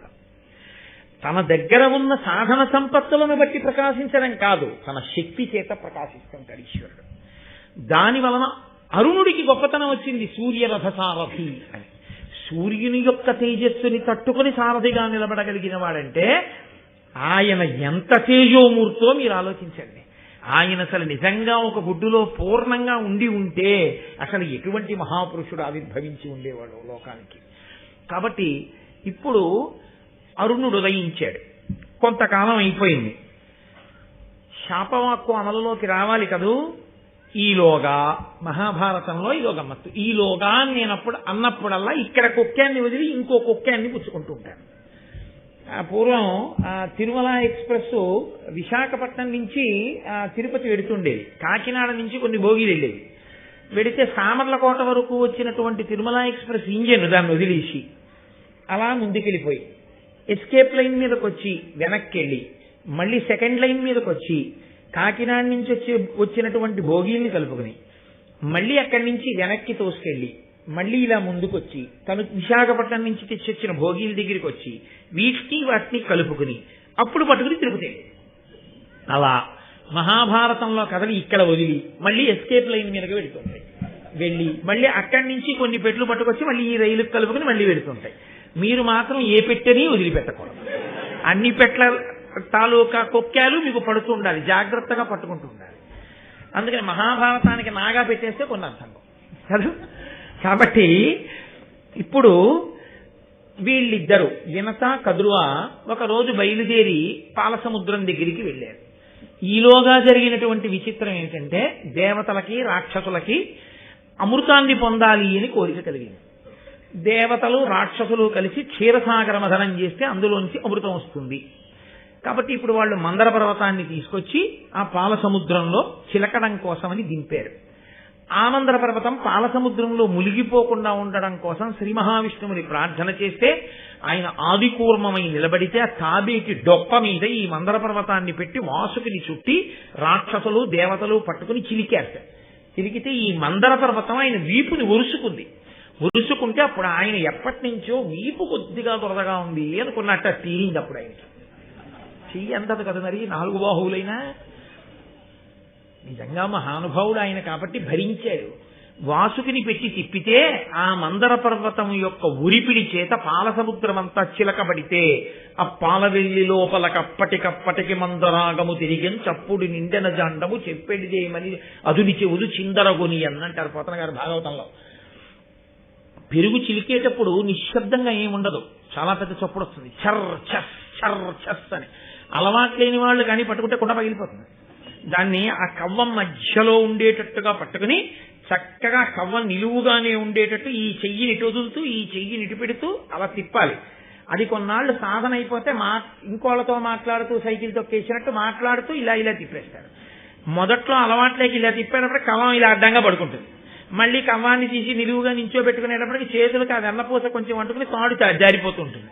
2 మాటలు 3 మాటలు చెప్పేది ఏమిటో నాకు అర్థం కావట్లేదు అని ముడిపడిపోయి ఆఖరికి వేసుకున్న ఉత్తరీయం జారిపోయి వాడికి చల్ల చేయడం చేతకాక భార్యకి ఇచ్చేస్తారు ఆ కవ్వం. చెయ్యడం వచ్చేస్తే చల్ల చేయడం అదో అందం. ఆ నురుగు అది వస్తుంటే ఆ తుంపర్లతోటి ఒక్కసారి బుడిక్కలు లేకపోతే ఆ మజ్జిగంతా బయటపడిపోతుంది. అలా పడిపోకుండా కుండలోనే తిరిగేటట్టు చిలికితే వచ్చేటటువంటి ధ్వనితో ఆ కుండలోనే అంత ధ్వనొస్తే పాల సముద్రాన్ని చిలికితే ఎంత ధ్వనొస్తుంది. ఎక్కడో సమాధిలో ఉన్నటువంటి చతుర్ముఖ బ్రహ్మగారు ఉలిక్కి పడి ఏమిట్రా చప్పుడు ఏం చేస్తున్నారు రా పిల్లలు అని బయటకు వచ్చి చూసేట ఆ రోజుల్లో. అంత పెద్ద చప్పుడు వచ్చింది. సరే, అందులోంచి మొట్టమొదటి అమృతం వస్తుంది అనుకుంటే హాలాహలం వచ్చింది. మహానుభావుడు పరమేశ్వరుడు లోకములకు తండ్రి కాబట్టి ఆయన ఆ హాలాహలాన్ని పుచ్చుకుని లోకములను కాపాడాడు. తర్వాత ఉచ్చైశ్రవము మొదలైన వచ్చే ఇంద్రుడు పుచ్చుకున్నాడు. కౌస్తభం వచ్చింది, శ్రీ మహావిష్ణువు పుచ్చుకున్నారు. శ్రీ మహాలక్ష్మి వచ్చింది, శ్రీ మహావిష్ణువుని వరించింది. ధన్వంతరి అమృత పాత్రతో పైకొచ్చారు. ఇప్పుడు దేవతలు దానవులు కలిసి ఈ అమృతాన్ని జాగ్రత్తగా ఎక్కడ దాచాలి అని ఆలోచించారు. ఇంద్రుడికి అప్పచెప్దాం, ఇంద్రుడు దాస్తాడు జాగ్రత్తగాను అని చెప్పి ఇంద్రుడికి ఇచ్చారు. ఆ ఇంద్రుడు తీసుకెళ్లి దాన్ని దాస్తూ ఉండేవాడు. దాచుకుని అట్టే పెట్టాడు. దాచడం అంటే అన్ని వేళలా దాచడం అంత తేలికైన పని అని మీరు అనుకోకూడదు. కొన్ని విషయాల్ని మీరు ఎవరి దగ్గరైనా పుచ్చుకుని దాచడం చాలా ప్రమాదకరమైనటువంటి విషయం. నాకు ఓ స్నేహితుడు ఉండేవాడు. అతను ఒకసారి నాకు విషయం చెప్పాడు. అతను ఎక్కడికో ట్రాన్స్ఫర్ అయ్యాడు. అతని రూమ్ లో ఇంకొక అతను కూడా మా ఆఫీస్లో ఉద్యోగి ఉండేవాడు. పేర్లు ఎందుకు బాగుండదు. ఆ రోజుల్లో మాకు బ్యాంకులో వేసేవారు కాదు, చేతికి జీతం ఇచ్చేవారు. జీతం ఇచ్చేసేయగానే అతను రూమ్కి వచ్చి ఈ రెండో వాడు ఏం చేసేవాడంటే మొదటి వాడికి ఆ జీతం ఇచ్చేసేవాడు. నీ దగ్గర ఉంచవాయి, రేపు తీసుకుంటాను, జీతం మాత్రం మొట్టమొదటి నీ దగ్గరే ఉంచనివాడు. అతను అనుకునేవాడు నాకు ఇచ్చిన తర్వాత ఇతను కలిసి వస్తోంది ఇలా ఉందనుకుని పాపం ఎంతో సంతోషంగా తీసేసుకుని దాచి మర్నాడు ఇచ్చేవాడు. ఇతను దాన్ని పట్టుకెళ్ళి బ్యాంకులో వేసేసుకునేవాడు. ఓసారి అడిగాడు, ఏమైనా ఎప్పుడు నాకే ఇస్తుంటావు, నీకేమైనా బాగా కలిసి వస్తుందా, నాకు ఈ మంచిది అంటుంటారో అని. అంటే అతను అన్నాడు, నా మొహం అదేం కాదు, రూమ్ బలమైంది కాదు కదా, తలుపులు అవిని రాత్రి దొంగాడు ఎత్తుకుపోతే నీకు ఇచ్చాను కాబట్టి ఎత్తుకుపోయాడు కాబట్టి నువ్వు ఇవ్వాలి, నాకు తెల్లారాక బ్యాంకులో వేసుకుంటాను, అందుకని నా దగ్గర పెట్టుకుని దొంగాడు ఎత్తుకుపోతే నాది పోయింది ఇచ్చేవాళ్ళు లేడు, నీకు ఇస్తే నువ్వు ఇవ్వాలి, అందుకు నీకు ఇస్తున్నాను, నీ చేయి మంచిదని ఏం కాదు. హరి నీ మొహం ఇచ్చా ఇంకెప్పుడు నేను ఉచ్చుకోను అన్నట్టు నాకు వచ్చి చెప్పాడు ఒకసారి, ఇలా అన్నారండి కోటేశ్వర, అది ఎంత విచిత్రం చూడండి వాడు గడుచుతాను. అందుకని అన్ని వేళలా దాచడం అంటే అంత తేలిక అని మీరు అనుకోకండి. దాచడము అనేటప్పటికీ 1000 కళ్ళతో దాన్ని కాసుకుంటూ ఉండాలి. అది తనొక్కడి సొత్తు కాదు. దేవతలందరూ పాలసముద్రం చిలికి తీసినటువంటి అమృతం. పైగా దాన్ని ఎవడో పట్టుకుపోతే ఆయన పట్టుపోయారండి అనడానికి ఏమి ఉండదు. అది ఎవడో తాగేశాడు అనుకోండి, గుట్టుకుని వాడికి తావు పుట్టుగా ఉండవు. అదిగో కొంచెం తాగినందుకే రాహువు కేతువు పుట్టి సూర్యచంద్రులు ఇద్దరిని గ్రహిస్తున్నారు గ్రహణ కాలంలో. అది అమాంతం తాక్కూడని వాళ్ళు తాగేశారనుకోండి, ఎన్ని ఇబ్బందులు వస్తాయి. అసలు చచ్చిపోతారంటేనే పాపాలకు అంతు జరిగి లేకుండా చేసేస్తున్నారు. ఇక చచ్చిపోడంటే వాడి పాపాలకు అంతు ఉంటుందా? కాబట్టి దాన్ని జాగ్రత్తగా అందకూడని వాడికి అందకుండా రక్షిస్తుండాలి. అంత తేలికైన విషయం ఏం కాదు. కాబట్టి ఇంద్రుడి దగ్గర అమృతం దాచారు అంటే ఇంద్రుడు చాలా సంతోషంగా దగ్గర పెట్టుకున్నాడు అని మీరు అనుకోకూడదు. పోనీ ప్రతిరోజు ఏదో ఓ గుక్కిడి తీసుకుంటున్నాం, ఏదో షుగర్ ఉన్నవాడు మెంతులు తిన్నట్టంటే అలా ఏం తాగేయడానికి ఉండదు, దాన్ని అలా దాచుకుని ఉంచడమే పాపం. కాబట్టి ఏదో ఇంద్రుడు తీసుకెళ్లాడు, దాచుకున్నాడు, జాగ్రత్తగా అట్టెపెట్టాడు. అలా చాలా కాలం అయిపోయిన తర్వాత ఈ క్షీరసాగర మథనంలో పుట్టినటువంటి ఉచ్చైశ్రవం అనేటటువంటి ఒక తెల్లటి గుర్రం, అదో విచిత్రం. మహాభారతంలో ఈ గుర్రాల కథలు చాలా వస్తాయి. విశ్వామిత్రుడిని ఓ శిష్యుడు అడిగాడు, నీకేం కావాలన్నాడు. నాకేం వద్దులేరా అన్నాడు. నీకేం కావాలన్నాడు. నాకేం వద్దన్నాడు. 10 మాటలు అడిగాడు శిష్యుడు, నాకేం వద్దన్నాడు. ఆయనకు ఒళ్ళు మండింది. ఒక్క చెవి మీద నల్లమచ్చున్నవి ఈ గుర్రాలకు రాదు. ఇక లోకాలని తిరిగాడు. ఒక చెవి మీద మచ్చున్నవి 1000 గుర్రాలు ఎక్కడ దొరుకుతాయి? సరే, అదొక పెద్ద కథ అనుకోండి. ఇప్పుడు మహాభారతంలో ఇతర పర్వాల్లో మీరు ఇంద్రుడు కాని వాటి గురించి గురు శుశ్రూష అంటే ఎలా ఉంటుందో. కాబట్టి ఈ పాలసముద్రం ఒడ్డున మత్సలేని తెల్ల గుర్రం ఆ ఉచ్చైశ్రవం తిరుగుతోంది. తిరుగుతుండగా వినతా కద్రువా విహారంగా అలా వచ్చారు. ఇప్పుడు కడుపులో మంట ఎవరికి బయలుదేరిందంటే కదురువకి బయలుదేరింది. ఎందుకు బయలుదేరిందంటే ఒక్కటే కారణం. నేను 1000 మంది పిల్లలు కావాలి అన్నాను, నా పిల్లల కన్నా బలవంతులు 2 కావాలి అంది. నాకు 500 సంవత్సరాలు పొదిగిన తరువాత అంత గొప్ప సర్పములు పుట్టాయి. అసలు ఇంకా పుట్టక ముందు గుడ్డు బద్దల పుడితే కింద శరీరం లేనివాడు పుడితేనే వాడు సూర్యుడికి రథసారం అయ్యాడు. అంతటి తేజస్సు ఎదురుగుండా కదండి పడుతుంది సూర్య తేజస్సు. అంత దూరంలో సూర్య భగవానుడు ఉండగానే దగ్గర కూడా ఎవరు వెళ్ళరు. అటువంటిది రథం మీద ఎదురుగుండా కూర్చుని రథం తోలుతున్నాడు. అంటే ఎంతటి తేజోమూర్తి. ఇప్పుడు ఇంకొక 500 సంవత్సరముల తర్వాత పుట్టేటటువంటి కుమారుడు మరింత తేజోమూర్తి రాబోతున్నాడు. ఇప్పుడు ఈవిడ అలాంటి కోరిక కోరేసింది. 2 కొడుకులు ఇంతటి తేజోమూర్తుల ముందు నా కొడుకులు ఏం నిలబడతారు? దీనికి ఇన్ని తెలివితేటలు రా, ఎంత గొప్ప కోరిక కోరిందిరా ఇది. ఎలాగైనా ఈవిడ్ని ఇబ్బంది పెట్టాలి అంటే అసూయ ప్రబలింది. ఎంత ప్రమాదకరమైన లక్షణమో అసూయ అన్నది నీకు మహాభారతం తీర్పు చెప్పబోతోంది. గాంధారి ఇదే, అక్కడే ప్రారంభమైంది భారతం. ఆవిడే అంతే, కడుపు బాదుకుంది. ఆ కడుపులో ఉండేటటువంటి బిడ్డలు గర్భస్రావం అయిపోయి బయటికి వచ్చేస్తే నీతి కుండల్లో పెట్టి పెంచితే 100 పుత్రులు కౌరవులు పుట్టారు. ఇక్కడ 1000 మంది బిడ్డలు గుడ్లలోంచి వచ్చారు. అంటే పునాదిగా పడుతోంది ఆది పర్వంలో గరుడోత్పత్తి. విశేషమైన అసూయ పొందింది. నేను మీతో నిన్న మనవి చేశాను, అసూయ యందు కోపము యందు వ్యూహరచన చేస్తే పాపము చాలా మిక్కుటముగా కట్టి కుడిపేటటువంటి ఆలోచనలే వస్తాయి. ఎందుకంటే విషపూరితం అయిపోయింది కనుక మనసంతా. ఆవిడ అప్పుడు బహుశः ఆలోచన చేసి ఉంది, ఎలా ఈ వినతని లొంగ తీసుకోవడం. ఎంత బలం ఉన్నదైనా నేను చెప్పిన మాట వినేటట్టుగా నా దగ్గర పడేసి ఉంచితే ఆ బలమంతా నా కోసం పనికొచ్చేదే, కానీ ఆ బలం సొంతానికి పనికి రాకుండా పోతుందిగా. అప్పుడేం చేస్తుంది? కాబట్టి ఎలాగైనా నేను ఈ వినతని నాకు దాసిని చేసుకోవాలి. ఇది ఆవిడ కడుపులో ఉంది ఎప్పటి నుంచో ఆలోచన. అదును కోసం ఎదురు చూస్తోంది. 2 పాలసముద్రం ఒడ్డుకి వెళ్ళారు. పాలసముద్రం ఒడ్డుకి వెళ్ళిన తర్వాత ఆ పాలసముద్రం చాలా గొప్పదైన స్థితిలో దాని కెరటములు, దాని తరగలు, అందులోంచి వచ్చేటటువంటి నురుగు, ఆ తుంపర్లు మంచి సంతోషంగా ఉంది. 2 విహరిస్తున్నారు. అక్కడ కద్రువ తెల్లటి గుర్రాన్ని చూసింది. ఆవిడికి తెలుసు అది ఉచ్చైశ్రవము, దానికి ఎక్కడా చిన్న నల్లమచ్చ కూడా ఉండదు, అది తెల్లటి గుర్రం అని ఆవిడికి తెలుసు. ఆవిడికి ఇంకొక విషయం కూడా తెలుసు, వినతకి అతిశయం ఎక్కువ. తాను నమ్మినది, తాను అనుకున్నది తిరుగులేనిది అని అనుకుంటుంది. అనుకుని పప్పులో కాలేస్తుంది. ఈ బలహీనత నమ్మితే అలా ఇలా నమ్మదు, నా నమ్మకం అంత గొప్పది అనుకుని నమ్మేస్తుంది. ఈ అతిశయాన్ని అడ్డు పెట్టే పడగొట్టాలి వినతని. కాబట్టి ఇప్పుడు కద్రువి ఏం చేసిందంటే, చెల్లి చూశావా, ఆ ఉచ్చైశ్రవాన్ని చూశావా, పౌర్ణమి నాడు ఉండేటటువంటి చంద్రబింబానికి నల్లమచ్చ ఎలా ఉంటుందో అంత తెల్ల గుర్రానికి తోక దగ్గరున్న నల్లమచ్చ చూశావా అంది. వినత పక్కున నవ్వి, అక్క ఏ కన్నులతో చూస్తున్నావే అంటే, మీరు చూడండి లోకంలో ఓ మాట ఉంటుంది, అతిశయం ఉన్నవాళ్ళు ఈ కళ్ళకి పొరలు గమ్మాయిట్రా, అయితే కళ్ళు పచ్చబడ్డాయా అంటారంటే అతిశయం అన్నమాట. తను చెప్పింది కదా, అర్థమవుతల వాళ్ళకి అలా కనపట్టలేదు, పెద్ద మాట వాడేసి. ఏ కన్నులతో చూస్తున్నావే అక్క, అది మహాత్ముని యొక్క మచ్చలేని కీర్తి ఎలా ఉంటుందో అలా ఉందా తెల్లగుర్రం. కాబట్టి నువ్వు దానికి మచ్చ ఉందంటావేంటి? తెలుసు కద్రువకి ఈ అతిశయం దగ్గరే పడిపోతుంది వినత. ఈ అతిశయంతో అవతల వాళ్ళు చేస్తున్నటువంటి పన్నాగాన్ని గమనించలేదు. గమనించకుండా అతిగా విశ్వసించి దెబ్బతింటుంది.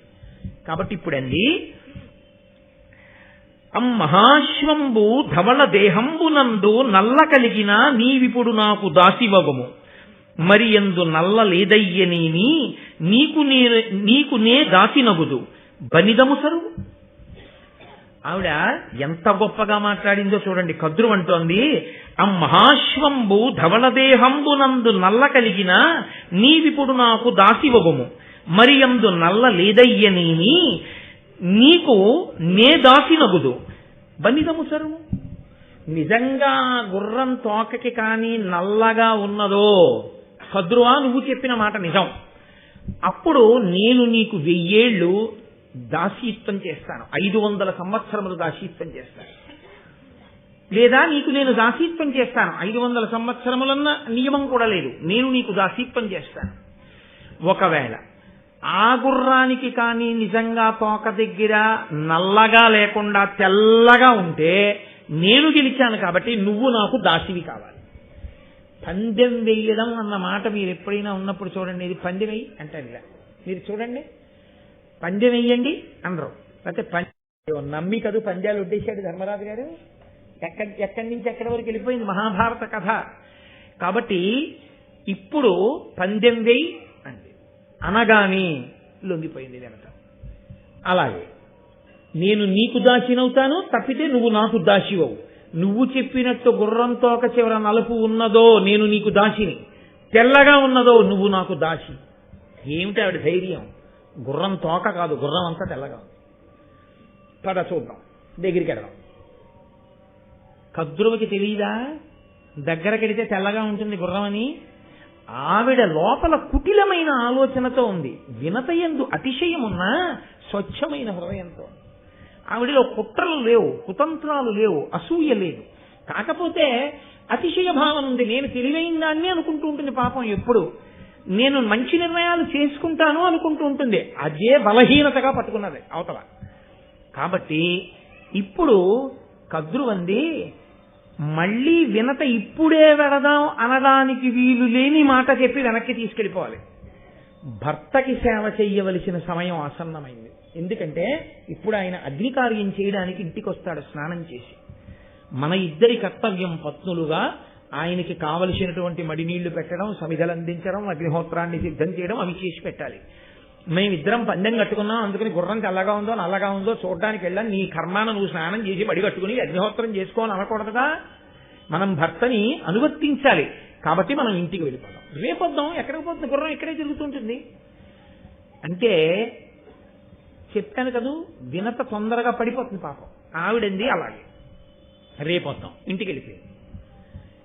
ఒక రాత్రి సమయాన్ని ఎందుకు అట్టి పెట్టుకుందో తెలుసా అండి కద్రువ? కేవలము వినతని మోసం చెయ్యడం కోసమే పెట్టుకుంది. కాబట్టి ఇప్పుడు ఆవిడ తన బిడ్డలందరినీ సమావేశపరిచింది ఇంట్లో. ఆవిడ బిడ్డలందరూ పాములు. పాములన్నీ సాధారణంగా నల్లగానే ఉంటాయి. కాబట్టి పాములన్నిటినీ సమావేశపరిచింది. కొడుకుల వంక చూసి ఒక మాట అంది. కద్రువ కొడుకుల కడకేగి ఏను మిమ్మందర వేడెదనన్నలారా, నా పంపు చేయుండు నన్ను రక్షింపుడు, కామచారులకు దుష్కరము కలదే, ఉల్ల తెల్లని తురగోత్తము వాలంబు నల్ల శశితిరేని నాకు దాసియగు మన వినత, మీరట్లు చెయ్యని నాడు దానికి మరియేను దాసినగుదు, జంట పన్నిదంబు నరచితి మిట్లుగా అనిన పాములెల్లా, అనయ మిదియు దల్లి పలిచెనని అధర్మవు శ్రేయంగనగునే, ఎరుకగలరె మగువలెందు. ఆవిడ పిల్లల్ని పిలిచింది. గుర్రం తెల్లగా ఉంది అన్న విషయం నాకు తెలుసు, గుర్రం తోక నల్లగా ఉంది అని పందెం కాశాను వినతతో. పందెం కూడా అటువంటి పందెం ఇటువంటి పందెం కాదు. నేను ఓడిపోతే వినతకి దాసినైపోతాను. మీరు కొడుకులు, అమ్మని రక్షించాలి. కాబట్టి మీరు ఏం చేస్తారంటే మీలో కొంతమంది వెళ్ళి ఆ పావు తోకకి చుట్టుకుంటే ఆ పావు తోక నల్లగా కనపడదు. నల్లగా కనపడేటట్టు చుట్టుకోండి. మీరు కామరూపులు. పైగా ఏదో పావులా ఉబ్బెత్తుగా ఉండవలసిన అవసరం కూడా లేదు. తోకతో సమానంగా అయిపోయి చుట్టుకోగలరు. ఎందుకంటే చుట్టుకోగలిగినటువంటి దేహం ఉంది మీకు. ఇప్పుడు నన్ను వెళ్ళి దీనికి చుట్టుకోమన్నారనుకోండి, నేనేం చుట్టుకుంటాను? చుట్టుకోలేను. చుట్టుకోగలిగిన దేహం పావుది. అది చుట్టుకోగలదు ఇలాగా. అలా అవన్నీ సన్నగా ఉన్నట్టు చుట్టుకుని పడుకుంటే ఏదో పైనుంచి కిందకి పడుకుని ఆ తోక కుచ్చులోకి తమ తలలు పెట్టేసాయనుకోండి, తోక నల్లగా ఉన్నట్లే కనపడుతుంది. కాబట్టి మీరు కామరూపులు. ఉపాయం కూడా చెప్పింది. మీరు వెళ్ళి ఆ గుర్రం తోక పట్టుకోండి. పట్టుకుంటే వినత నాకు దాసి అవుతుంది. ఎందుకు అసలు వినత దాసి అవ్వాలి? అసలు ఎందుకు ఆవిడ కడుపులో బాధ అంటే నన్నయ్య గారిని చెప్పమని మీరు నేను అడగక్కర్లేదు. లోపల పట్టినటువంటి అసూయ ఆమె చేత ఆ మాటలు పలికించింది. తన బిడ్డల దగ్గరకు వెళ్ళి పనికి మాలిన మాటలు తల్లి ఎప్పుడు చెప్పినా చిట్ట చివరకది ఏమవుతుందో తెలుసా? కట్టి కుడిపేస్తుంది. నేను కొన్ని ఇళ్లలో వింటుంటాను, నువ్వు పెద్దవాడి అయిన తర్వాత నీ మేనమామని చెప్పు తీసి కొట్టాలంటుంటుంది ఒక అక్క చెల్లెలు. ఆవిడికి ఏదో పాపం వచ్చింది. నేను ఒకసారి కాశీ క్షేత్రంలో విన్నాను ఈ మాట. ఒక ఆవిడ మాట్లాడుతుంటే తెల్లబోయి, నోటికి అన్నం తింటున్నావా, గడ్డి తింటున్నావమ్మా, పిల్లలకి నువ్వు చెప్పుకోవలసిన నీతి అదే. నీ తోడ పుట్టినవాడు, మేనమామల ముద్దు మేలైన ముద్దు, తాతలకు తా ముద్దు తాను అబ్బాయి, ఇవాళ నీకు నీ అన్నదమ్ముడికి ఏదో చిన్న మాట పట్టింపు వచ్చి ఉండొచ్చు. దానికి నీ కొడుక్కి నువ్వు నేర్పే మాట అదే, నీ కొడుక్కి నువ్వు నూరిపోసేది అదే. నీ కొడుక్కి 25 ఏళ్ళు వచ్చేటప్పటికి నీ అన్నదమ్ముడికి 60 ఏళ్ల వయస్సు వస్తుంది. 60 ఏళ్ల వయస్సు వచ్చేసి షష్ఠి పూర్తికి దగ్గర పడిపోయినటువంటి పెద్దవాణ్ణి మేనల్లుడు వెళ్ళి నిజంగా నువ్వు చేస్తున్న దుర్బోధలు వాడి మనసుకు పట్టి వాడు చెప్పుచ్చు కొడితే నీ వంశం కాలిపోతుంది.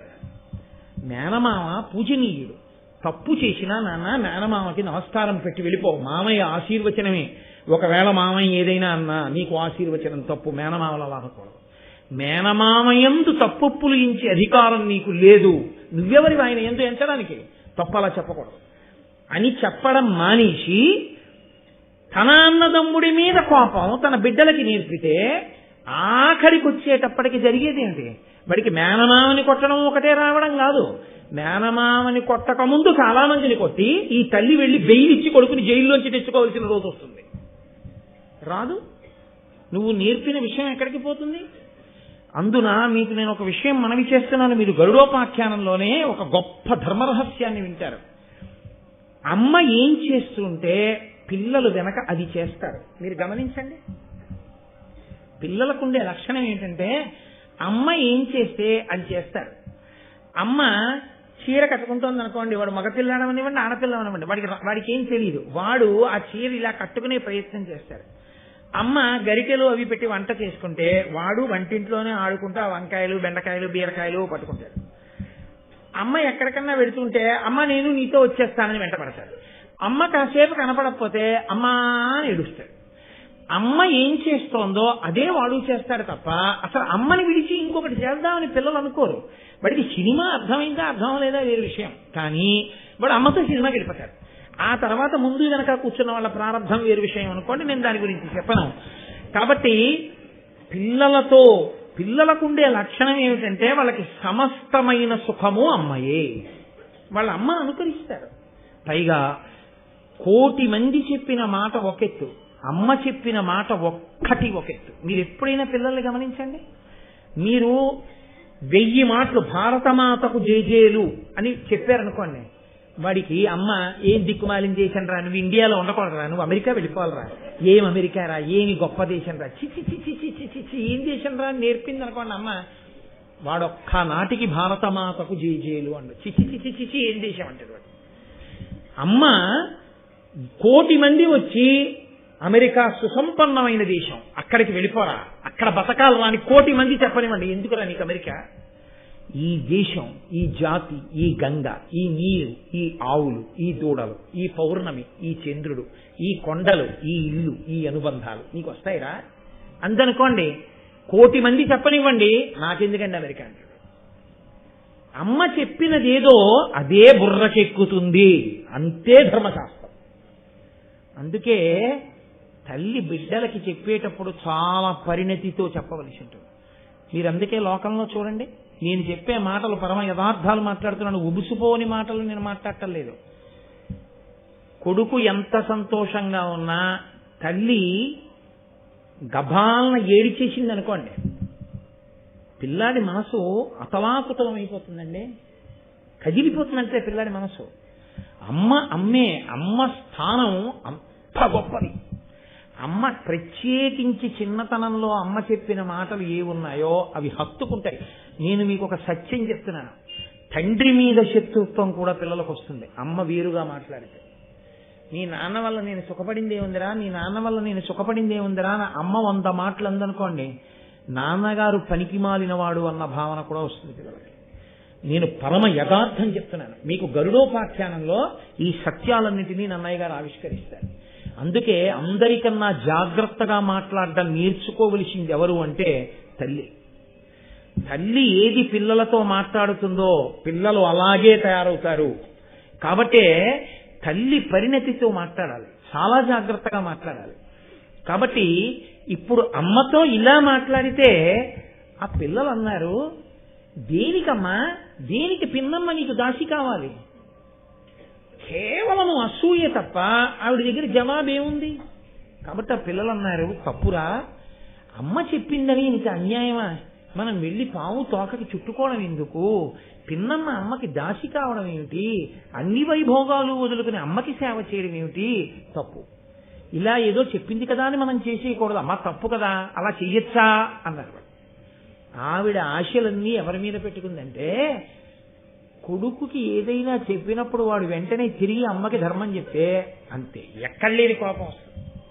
ఆవిడ వెంటనే నేను మన్నింపబడగనుగాక. వ్యగ్రత అన్నది ఎంత ప్రమాదమో తెలుసా అండి? అపారమైన కోపంలో అనరాని మాట నోటి వెంట వచ్చేసింది అనుకోండి, దా తర్వాత వచ్చేటటువంటి పరిణామములు భయంకరంగా ఉంటాయి. అయ్యో కోపంలో అనేశానండి అంటే కోపం పోతుందేమో, ఆ వాక్కు యొక్క ప్రభావం పోదు. అందుకే మన వాళ్ళు తిట్టినప్పుడు కూడా మంగళప్రదమైన తిట్టు తిట్టించేవారు తప్ప మంగళప్రదము కాని తిట్టు తిట్టనిచ్చేవారు కాదు. నీ అమ్మ కడుపు మాడా అనేవారు. నీ అమ్మ కడుపు మాడా అన్న తిట్టు ఎందుకు తిట్టేవారో తెలుసా అండి? అదొక్కటే. ఎప్పుడు మా చిన్నతనంలో ఎప్పుడైనా తిరిచే పెద్దలు ఆ ఒక్క తిట్టే తిట్టేవారు. నీ అమ్మ కడుపు మాడా అన్న మాటకు అర్థం ఏమిటంటే, నీ అమ్మ కడుపున నీలాగే అనేక మంది బిడ్డలు ప్రసవించి నీ అమ్మ పథ్యం చేసి కడుపు కాలుతున్నా పిల్లలకి పాలిచ్చి అనేక మంది పిల్లలకు తల్లి అయి అందరూ దీర్ఘాయుష్మంతులై నువ్వు మీ పిల్లలు అమ్మ నాన్న సుఖముగా ఉండెదరుగాక ఆశీస్పూర్వకమైనటువంటి తిట్లే తప్ప తిట్టులో కూడా పొరపాటున కూడా వ్యగ్రతతో వాక్కునందు వ్యగ్రత దుష్పరిణామములకు దారి తీసేటట్టుగా నోటి వెంట మాట మాట్లాడడం అన్నది లేదు. మాటల చేత దేవతలు మన్నన చేసి వరంబులిత్తురు. ఆ మాట వలన దేవతలు మన్నన చేసి వరం ఇస్తారు. నువ్వు చాలా గొప్పగా అభిషేకం చేసి పూజ చేసి పాదాత్మ్యతతో బయటికి వచ్చావు, గభాలను అనిచావు మాట సత్యం అయిపోతుందంటే గభాలను ఒక్కొక్కసారి అన్నమాట నిజమైపోతుంది. అది కత్తి కుడిపిన తర్వాత అయ్యో ఆ రోజునంత కోపం తెచ్చుకోకుండా ఉండవలసింది, ఆ కోపం తెచ్చుకోకుండా ఉండవలసిందని బాధపడితే ఉపయోగం ఉండదు. కోపము అన్నది నోటికి వచ్చేయాలి కానీ మనసుకి భర్తని అంటున్నానా బిడ్డలను అంటున్నానా ఏమీ ఉండదు. అందుకే తిట్లలో అత్యంత భయంకరమైన తిట్టు ఏమిటో తెలుసా అండి? బూడిద అంటుంటారు, లేకపోతే చావు అంటుంటారు. తప్పు. అస్తమానం 10 మార్లు నోటి వెంట అసలు అటువంటి మాట రాకూడదు. ఇంట్లో అటువంటి మాట అసలు అనకూడదు. పసిపిల్లల్ని అనునయించి మాట్లాడడంలో కొన్ని ఇళ్లలో ఎంత మంగళకరమైనటువంటి మాటలు ఉంటాయో కొంతమంది పెద్దవాళ్ల నోటి వెంట అంత అమంగళకరమైన మాటలు పిల్లలను ఉద్దేశించి మాట్లాడతారు. అలా ఉండకూడదు వాక్కు. ఆ కోపం అవధి లేకుండా పుట్టింది ఎక్కడి నుంచి? అసూయలో నుంచి. నేను మీతో మనవి చేశాను కదా, చెట్టు తొర్రలో అగ్ని రాజుకోవడం మొదలవ్వాలి కానీ ఎంత పచ్చని చెట్టు కాలిపోతుంది. అసూయలోంచి అపారమైన కోపం వచ్చింది. కోపం వచ్చేసి ఆవిడండి, మీరు నేను చెప్పిన మాట వినలేదు. అనుపమముగా జనమేజయుడను జనపతి సేయు సర్పయాగ నిమిత్తంబున పాములు పంచత్వము సనియడు అని ఉరగములకు శాపం విచ్చెన్. జనమేజయుడనేటటువంటి రాజు చేసేటటువంటి సర్పయాగంలో ఈ పాములన్నీ పడి కాలి చచ్చిపోవునుగాక. ఎంత కష్టపడి వరాలు కోరి కంది పిల్లల్ని, ఆ పిల్లలు తన మాట వినలేదని నాది తప్ప పిల్లలది తప్ప అని విచారణ చేసి ఉంటే శహబాష్ ఎంత గొప్ప పిల్లలు అని, ఒరే మీ ధార్మికతకి మెచ్చుకుంటున్నాను, మీరు 10 కాలాలకి ఇలాగే ఉండండి అని గబగబా వినత దగ్గరికి వెళ్ళి, వినత నేను అసూయతో ఈ మాట చెప్పాను, లేదు ఆ గుర్రం తెలిపి నన్ను మన్నించమ్మా ఒక్క మాట అనగలిగి ఉంటే ఈ ఆఖ్యానం ఇంకొక రకంలా ఉండేది. ఆ 2 మాటలు అనడం చేత కాలేదు, అసూయే నిలబడింది. అంతే, తన బిడ్డలు చనిపోవాలని తానే శాపమిచ్చి. ఇదే గాంధారీ ధృతరాష్ట్రుల యందు ప్రవేశించినటువంటి అసూయ. పిల్లలకి ఇలాగే దుర్బుద్ధులు చెప్పి దుర్యోధన దుశ్శాసనాదుల్ని పెంచి పోషించి తన బిడ్డలు తన వంశం నశించేటట్టు ధృతరాష్ట్రుడు గాంధారీ చేసుకున్నారు. ఆది పర్వంలో మిగిలిన మహాభారతానికి పునాది అని నేను మీకు మనవి చేశాను. ఆ మహాభారతానికి ఇది పునాది అయితే మన కుటుంబాల యొక్క వృద్ధికి, మన కుటుంబాల యొక్క ఇంకొక స్థితికి కూడా మనలో ఉండకూడని ఏ గుణము మనం పరిశీలించవలసి ఉంటుందో, దేని వలన చెట్లు పచ్చగా ఉంటాయో, దేని వలన పచ్చని చెట్లు కాలిపోతాయో మనకి మహాభారతం నిర్దేశిస్తుంది. కాబట్టి అంత పెద్ద శాపవాక్యాన్ని విడిచిపెట్టేసింది. ఇంత పెద్ద శాపవాక్యాన్ని విడిచిపెడితే పావులన్నీ కలవరపడ్డాయి. అయ్యి బాబోయ్, ఇదేమిట్రా ఇంత పెద్ద వాక్యం విడిచిపెట్టేసింది అమ్మ. అమ్మ శాపానికి కానీ మనం వశులం అయిపోయామా చచ్చిపోతాం. కాబట్టి అమ్మ మాట విందామా, ధర్మానికి కట్టుబడదామా? బతకడం కోసం అమ్మ మాటే విందాం. నేను మీతో మనవి చేశాను కదూ, అమ్మ మాట ఎంత దూరమైనా తీసుకెడుతుంది. గాంధారి మాట ఎంత దూరమైనా తీసుకెళ్ళింది మహాభారతాన్ని. అందుకని కర్కోటకుడు మొదలైన పాములు వెళ్లి సన్నగా ఉండేటటువంటి తీగలలా ఆ ఉచ్చైశ్రము యొక్క తోక నల్లగా ఉండేటట్టుగా చుట్టుకున్నాయి. మరునాడు వినతని తీసుకుని కదురువ ఆ ఉచ్చైశ్రవం ఉండేటటువంటి దగ్గరగా వెళ్ళి, అదిగో తోక నల్లగా ఉంది కాబట్టి నువ్వు ఓడిపోయావు అంటే వెర్రి వినత అంగీకరించిన ఉత్తర క్షణం నుంచి వినత కదురువకు దాసి అయిపోయింది. ఇక తాను సంతోషంగా ఉండడం అన్నది ఏమైనా ఉంటుందా? ఇహ లేదు. ఒకే ఒక్క అతి విశ్వాసముతో పందెమన్న మాట దాకా వెళ్ళిపోవడం. అయిన దానికి కాందానికి పందాలు ఎందుకండి? అప్పటి నుంచి ఇప్పటి వరకు ఈ బెట్టింగులు జీవితాలని పాడు చేస్తూనే ఉన్నాయి కదా. ఇప్పటికీ ఎప్పటికీ కొంతమంది జీవితాలనే పాడు చేసేసాయి. ఎన్ని చోట్ల ఎంతంత స్థితికి వెళ్ళిపోయాయో. అందుకే మహాభారతాన్ని పిల్లలకి వినిపిస్తే పిల్లలు ఎలా బ్రతకాలో అర్థం అవుతుంది. కానీ మన దురదృష్టం ఏమిటంటే మహాభారతాన్ని పిల్లలకి వినిపిస్తే వాళ్ళకి ఏదో మౌఢ్యం వచ్చేస్తుందని మనం నమ్మి మనం పిల్లలకి భారతం చెప్పలేము. పిల్లలకి ఎక్కడి నుంచి వస్తుంది సంస్కారం రమ్మంటే, ఎక్కడి నుంచి వస్తుంది పరిణితి రమ్మంటే? నన్నయ్య గారి భారతంలోంచి గట్టిగా ఓ 10 పద్యాలు ఏవి? అక్కర్లేనటువంటి పద్యాలన్నీ, పిచ్చి పిచ్చి పాఠాలన్నీ ఇవాళ పాఠ్యాంశాలుగా ఉన్నాయి. ఏవి పనికొచ్చే నీతులు ఎక్కడున్నాయి? సంస్కారము లేని చదువు ఎవరిని ఉద్ధరించడానికి పనికొస్తుంది కనుక. కాబట్టి ఇప్పుడు వినత కదురువకు దాసి అయిపోయింది. ఆ దాస్యం అలా నడుస్తోన్నప్పటికీ 500 సంవత్సరముల కాలం గడిచింది. హాయిగా కశ్యప ప్రజాపతి యొక్క పత్నిగా అంత సంతోషంగా ఉండవలసింది తొందరపడి అతి విశ్వాసంతో చేసిన పనికి అంత తేజోవంతుడైన కొడుకు శాపవాక్కు విడిచిపెట్టి అరుణుడు రథసారథిగా సూర్యభగవానుడి దగ్గరికి వెళ్ళిపోయాడు. ఇంకొక కొడుకు పుట్టలేదు, ఆ గుడ్డ అలాగే ఉంది. ఆమెకి 1000 మంది పిల్లలు, ఆ పిల్లలు పెరిగి పెద్దవాళ్ళు అవుతున్నారు. దాసి అంటే చేయవలసిందే ఉంటుంది. ఆ 1000 మంది పిల్లలకి స్నానం చేయించండి అనుకోండి, చాలదా?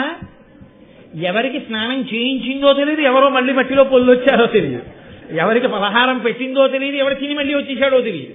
1000 మంది అటెండెన్స్ తీసుకోవడం అంటే మాటలండి. 6 పిల్లలకి స్నానం చేయించడానికి చిన్నతనంలో మా అమ్మగారు ఎంతో వ్యధపడేది. నాకు ఇప్పటికీ గుర్తు. మమ్మల్ని 6 పండగ వస్తే వరుస క్రమంలో నించోపెట్టి మా అన్నదమ్ముల్ని అక్క చెల్లెళ్ళని ఒళ్ళంతా నూనె పెట్టి ఒళ్ళంతా నలుగు పెట్టి చెమట పట్టేస్తుంటే పిచ్చి తల్లి అలాగే ఆ జుట్టు ముడేసుకుంటూ ఆ పమిట కొంగు బిగించుకుంటూ ఇంత గిన్నెలో ఆ నలుగంతా తీసి మా ఒళ్ళంతా పెట్టి ఆటలాడతారా మచ్చలు పడిపోతాయని, మచ్చలు పడకూడదని ఒళ్ళంతా నలుగు పెట్టి నూనె రాసి, మళ్ళీ 6వ వాడికి నలుగు పెట్టిన తర్వాత మొదటి వాడికి నూనె ఇంకుతుందని వాణ్ణి పిలిచి 6 ఆసనాలేసి కూర్చోబెట్టి తల మీద నూనె పెట్టి ఆశీర్వచనాలు చేసి మళ్ళీ ఒంగుని కుంకుడు పులుసు పోసి తల రుద్ది ఒళ్ళు రుద్దుతుంటే కంట్లో పడిపోయిందనేమో ఒకడు, మొదటివాడికి తలస్నానం చేయించి 6వ వాడికి స్నానం చేసి ఓ తువ్వాలు కట్టి వదిలిపెట్టేటప్పటికీ మొదటివాడు కాగులో నీళ్లు కాగుతున్నాయో లేదో బాగా చూస్తున్నానమ్మా అని బూడి దగ్గరికి వెళ్ళి ఉప్పు ఊదేవాడు. ఒళ్ళంతా బూడితో మళ్ళీ సిద్ధం వాడు, తల మీద బూడిస్తాడు. మళ్ళీ వాడికి తలస్నానం చేయించి ఆఖరికి నాకు ఇప్పటికీ గుర్తు, అందరి స్నానాలు చేసేసిన తర్వాత మేము అందరం బొట్లు ఎట్టుకుని దేవుడి దగ్గరికి వెళ్ళి నమస్కారం పెట్టండి అంటే 6 బొట్లు ఎట్టుకుని విభూతి ఎట్టుకుని నమస్కారం పెట్టుకొచ్చి నిలబడితే ఆవిడ నడువిలా పట్టుకుని లేచి నిలబడి పిల్లల్ని చూసుకుని ఎంత మురిసిపోయేదో. పిచ్చి తల్లి, నా తల్లి కాదు మీ తల్లులైనా అంతే. అమ్మే. మహాశివరాత్రి నాడు అమ్మని స్మరించకపోతే ఎలా? అమ్మ కన్నా పరదైవం ఎక్కడుంది? కాబట్టి 1000 మంది పిల్లల్ని సాకడం అంటే మాటలా, అంత కష్టపడి సాకింది. ఎవరి కోసం? కద్రువ కోసం వినత. ఈవిడ బిడ్డలే ఒక రకంగా పినతల్లి కాబట్టి. కానీ తన బిడ్డడు ఎక్కడో ఉన్నాడు, ఈ బిడ్డడు గుడ్డులో ఉన్నాడు. వీళ్ళని ఈవిడ సాకుతోంది. 1 రోజా 2 రోజులా? 500 సంవత్సరాలు. ఏ పాపానికి? కేవలము అతి విశ్వాసానికి కదండి. ఎంతంత ప్రమాదాలు తెస్తాయో, జీవితాల్ని ఎంత అతలాకుతలం చేస్తాయో మహాభారతం ప్రత్యక్ష సాక్ష్యంగా మాట్లాడుతుంది. కాబట్టి ఎక్కడి పరిధిలో అక్కడ ఉండి జాగ్రత్తలో ఉండు పరాకు నేర్పుతుంది మనకి. అతి విశ్వాసము అతిశయము మంచిది కాదు, పంద్యాల జోలికి వెళ్ళకూడదు. కనుక 500 సంవత్సరములు పూర్తయ్యాయి. ఆవిడ అదృష్టం పండింది. ఆతత పక్షమారుత రయప్రవికంపిత ఘూర్ణితాచల వ్రాత మహర్ణవుండు బలవన్ నిజదేహ సముజ్వల ప్రభాతూత పతంగ తేజుడు చిదుండయి తాక్షుడు తల్లికిన్ మనప్రీతియునొచ్చుచున్ నెగత భీమజవంబున నభ్రవీదికిన్.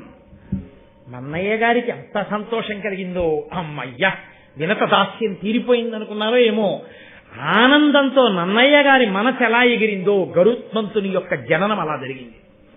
ఎంత గొప్ప పద్యం పడిపోయిందో ఆ ఆనందంలో, అటువంటి సమాసాలు పడిపోయాయి అంతే. ఆతత పక్షమారుతరయ ప్రవికంపిత ఘూర్ణితాచల వ్రాత మహర్ణవుండు బలవన్ నిజదేహ సముజ్వల ప్రభాతూత పతంగ తేజు విపిచిందయి తార్క్ష్యుడు తల్లికిన్ మనప్రీతియునొచ్చుచున్ నెగసే భీమజవంబున నభ్రవీదికిన్. ఆయనట ఆతత పక్షమారుతరయ ప్రవికంపిత ఘూర్ణితాచల వ్రాత మహార్ణవుండు.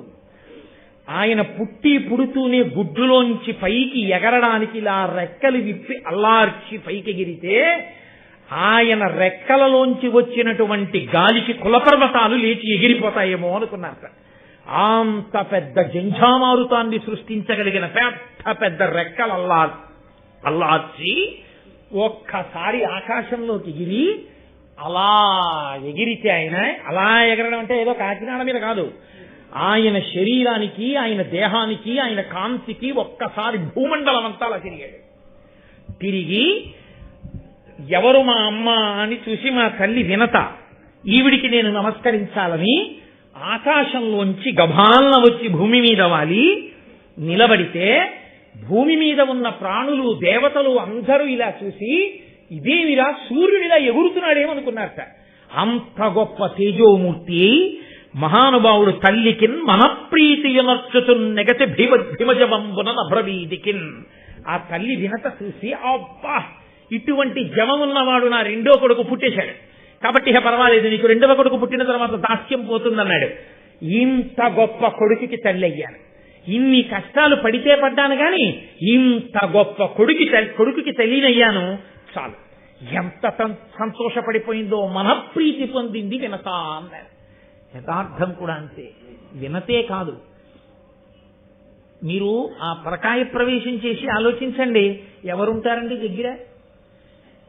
9 నెలలు గర్భం పూర్తయిపోయిన తర్వాత నేడో రేపో ప్రసవం అవుతుంది అంటే అది ఏదో చిన్న వ్రణాన్ని కోయించుకోవడం అంత తేలిక విషయం కాదు. తాను ఉండొచ్చు, ఉండకపోవచ్చు. పుట్టినటువంటి బిడ్డడికి తల్లి ఉంటుందో ఉండదో తనకి పునర్జన్మతో సమానం. అటువంటప్పుడు తను తెలివితో ఉండి తనకి తాళి కట్టిన భర్త తండ్రి అవుతున్నాడన్న పరమ సంతోషంతో తాను మృత్యు సదృశమైనటువంటి బాధని అనుభవించడానికి సిద్ధపడి ప్రసవ వేదన పొందుతూ అన్ని నిప్పులలో కూడా నేను నా కడుపులో ఇన్నాళ్లు నివాసం చేసినటువంటి ఆ చిన్ని మొలకని చూసుకుంటానన్న సంతోషంతో ప్రసవ వేదన యందు స్పృహనే తప్పి నిత్తుటి గుడ్డైనటువంటి ఆ చంటి బిడ్డడు పక్కన పడుకుని కుయ్యోమని ఏడిస్తే తెలివి రాగానే కన్ను విప్పి చూసుకున్న ఆ తల్లి, అమ్మయ్యా నా బిడ్డ అన్నప్పుడు పొందేటటువంటి ఆనందంలో ఇన్ని సంవత్సరములు పడిన కష్టం ఆవిరైపోతుంది. ఆ అమ్మ సంతోషపడని నాడు కొడుకు జన్మెందుకండి? ఇంకా ఆ అమ్మ సంతోషపడితే చాలు, కొడుకు జన్మ సార్థకత. అమ్మని మించిన దైవం ఇహ లోకంలో లేదు. కాబట్టి ఆ తల్లి వినత ఎంత సంతోషించిందో లోకంలో ఏ తల్లి అయినా అంతే సంతోషిస్తుంది. అది తల్లికి మాత్రమే ఉన్నటువంటి అదృష్టం. తండ్రి కూడా బయట నిలబడతాడంతే. కంగ్రాచ్యులేషన్స్ అండి, మీరు ఫాదర్ అయ్యారు. ఫాదర్ అయ్యానంటే to home, to a male baby or a female baby అని అడిగితే అప్పుడు మీకు మగ పిల్లవాడు పుట్టాడు, అదో పిచ్చి సంతోషం, ఏదో ధరించేస్తారు. ఆడపిల్ల పుట్టింది, ప్రాజ్ఞుడైతే ఒక సంతోషం, కన్యాదానం చేస్తాడు, ఆదిలక్ష్మి పుట్టిందని. కాబట్టి పరమ సంతోషాన్ని పొంది వాడే ఉంది, బయట కూల్ డ్రింకులో ఏవో ఇచ్చుకుంటాడు. కానీ ఈవిడ పిచ్చి తల్లికి ఎన్ని మెట్లంటే బిడ్డల్ని చూసుకుని ఒక సంతోషం, వాడిని తడిని చూసుకుని ఒక సంతోషం, వాడి పుట్టుమచ్చలు చూసుకుని ఒక సంతోషం, వాడి జుత్తు నొక్కులుగా ఉంటే మా ఆయన జుత్తని సంతోషం, చేతులు పొడుగ్గా ఉంటే మా నాన్నగారి చేతులని సంతోషం, కళ్ళు అందంగా ఉంటే నా కళ్ళే వచ్చాయని సంతోషం, బుగ్గలు చూసి మా అమ్మ బుగ్గలని సంతోషం, వేళ్లు చూసుకుని మా అత్తగారి వేళ్ళని సంతోషం. ఇన్ని పోలికలు పోల్చుకుని ఇంత బాధ మర్చిపోయి అంత సంతోషపడిపోయి ఆ భర్త లోపలికి వచ్చి ఆ పిల్లాన్ని చూసుకుంటున్నప్పుడు భర్త కళ్ళల్లో మెరుపు చూసి తాను ఎంత మురిసిపోతుందో. అందుకు కదండి అసలు ఆడదాని వల్లరా నెలకో వర్షం, వాళ్ళ వల్లరా నువ్వు బతుకుతున్నావు అని శాస్త్రం.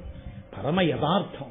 నిజంగా అటువంటి ఆడదాన్ని ఖేద పెట్టడం, అటువంటి ఆడదాని మీద పరిహాసం చేయడం ధర్మశాస్త్రంలో లేదు. మన ప్రారంభం కొద్దీ అక్కర్లేని పశ్చిమ దేశాల సంస్కృతిని దిగుమతి చేసుకుని ఇంత హేయమైన రీతిలో ఇవాళ మనం, సరే మిగిలిన విషయాలు నాకెందుకు కానీ పవిత్రమైన మాటలు చాలు. మహాశివరాత్రి పూట ఇతర ఇంకొక కోణం నాకెందుకు.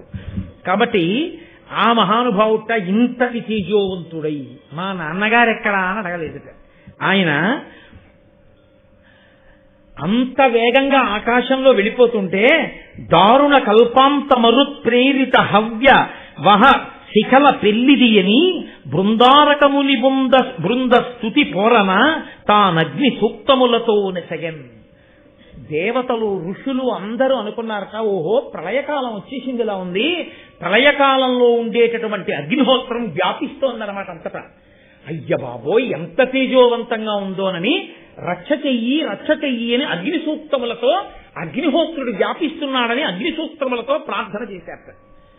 తెలుగు భారతంలో లేదు కానీ అగ్నిహోత్రుడు కనపడి చెప్తాడు, నేను కాదయ్యా గరుత్మంతుడని మహాపురుషుడు ఆవిర్భవించాడు, సుపర్ణుడు, ఆయన రెక్కలతో ఎగురుతున్నాడు, ఆయన నేను కాదని చెప్తే అప్పుడు ఆయన్ని కీర్తించాడు.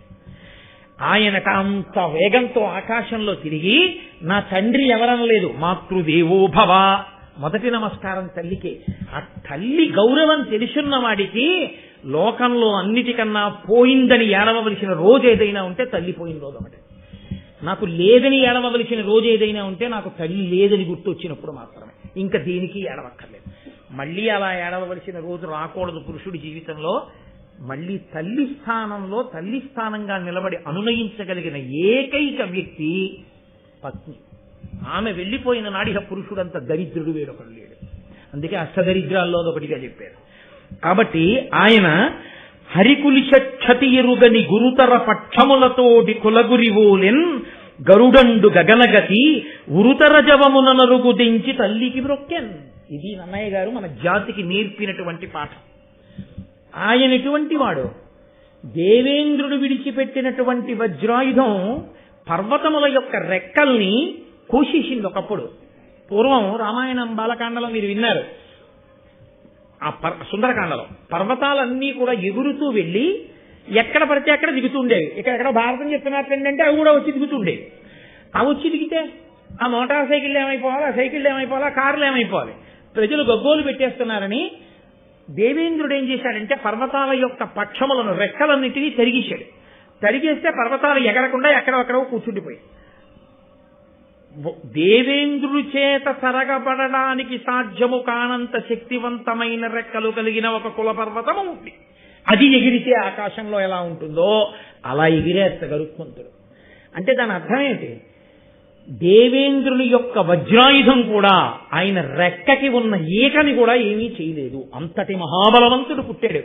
ఇంతటి బలవంతుడై ఆకాశంలో ఒక్కసారి అలా ఎగిరి కిందకి దిగి వచ్చి వెంటనే తన తల్లి వినతని చూసి అబ్బా మా అమ్మ అని పొంగిపోయి ఆ తల అమ్మ పాదాలకి తగిలేటట్టుగా ఉంచి నమస్కరించి అమ్మ వంక చూసి నమస్కరిస్తూ నిలబడ్డట. ఆ వినత పొంగిపోయింది చూసి, అబ్బా ఎటువంటి కొడుకు నా కొడుకు. చాలు, ఇవాళ అమృతప్రాయమైనటువంటి ఒక ఘట్టం గరుత్మంతుని యొక్క ఆవిర్భావాన్ని విన్నాం. నాకు కూడా కొంచెం ఇవాళ ఉపవాసం చేసి కాస్త ఓపిక తక్కువ ఉంటుంది కదా, అందుకని ఒక అరగంట ఉపన్యాసానికి మినహాయింపు ఇప్పించండి. రేపటి రోజు మళ్ళీ గరుత్మంతుడు బయలుదేరడం, అమృతాన్ని తీసుకురావడం, ఇవన్నీ అత్యద్భుతమైనటువంటి ఘట్టములు ఎదురు నడుస్తాయి. నేను వ్యక్తిగతంగా మీతో విజ్ఞాపన చేసేది ఒకటే, మీకు ఏమాత్రం అవకాశం ఉన్నా అమృతోత్పాదనము మాత్రము తప్పకుండా, అమృతాపహరణమును మాత్రం తప్పకుండా వినండి అందరు. ఎందుకని అంటే అది నేనేదో సరదా కోసమో లేకపోతే మీ అందరూ వస్తారనో నేను చెప్పట్లేదు. నాకు అసలు ఆ జనం పిచ్చేది ఒక్క కారణానికే చెప్తున్నాను. అమృతాపహరణ ఘట్టము అంత గొప్పది, చాలా చాలా గొప్పది. దానికి నన్నయ్య గారు ఫలశ్రుతి చెప్పారు అంటే ఎంత గొప్పదో చూడండి. కాబట్టి రేపటి రోజున ఈ ఘట్టాన్ని కొనసాగింపు చేస్తాను.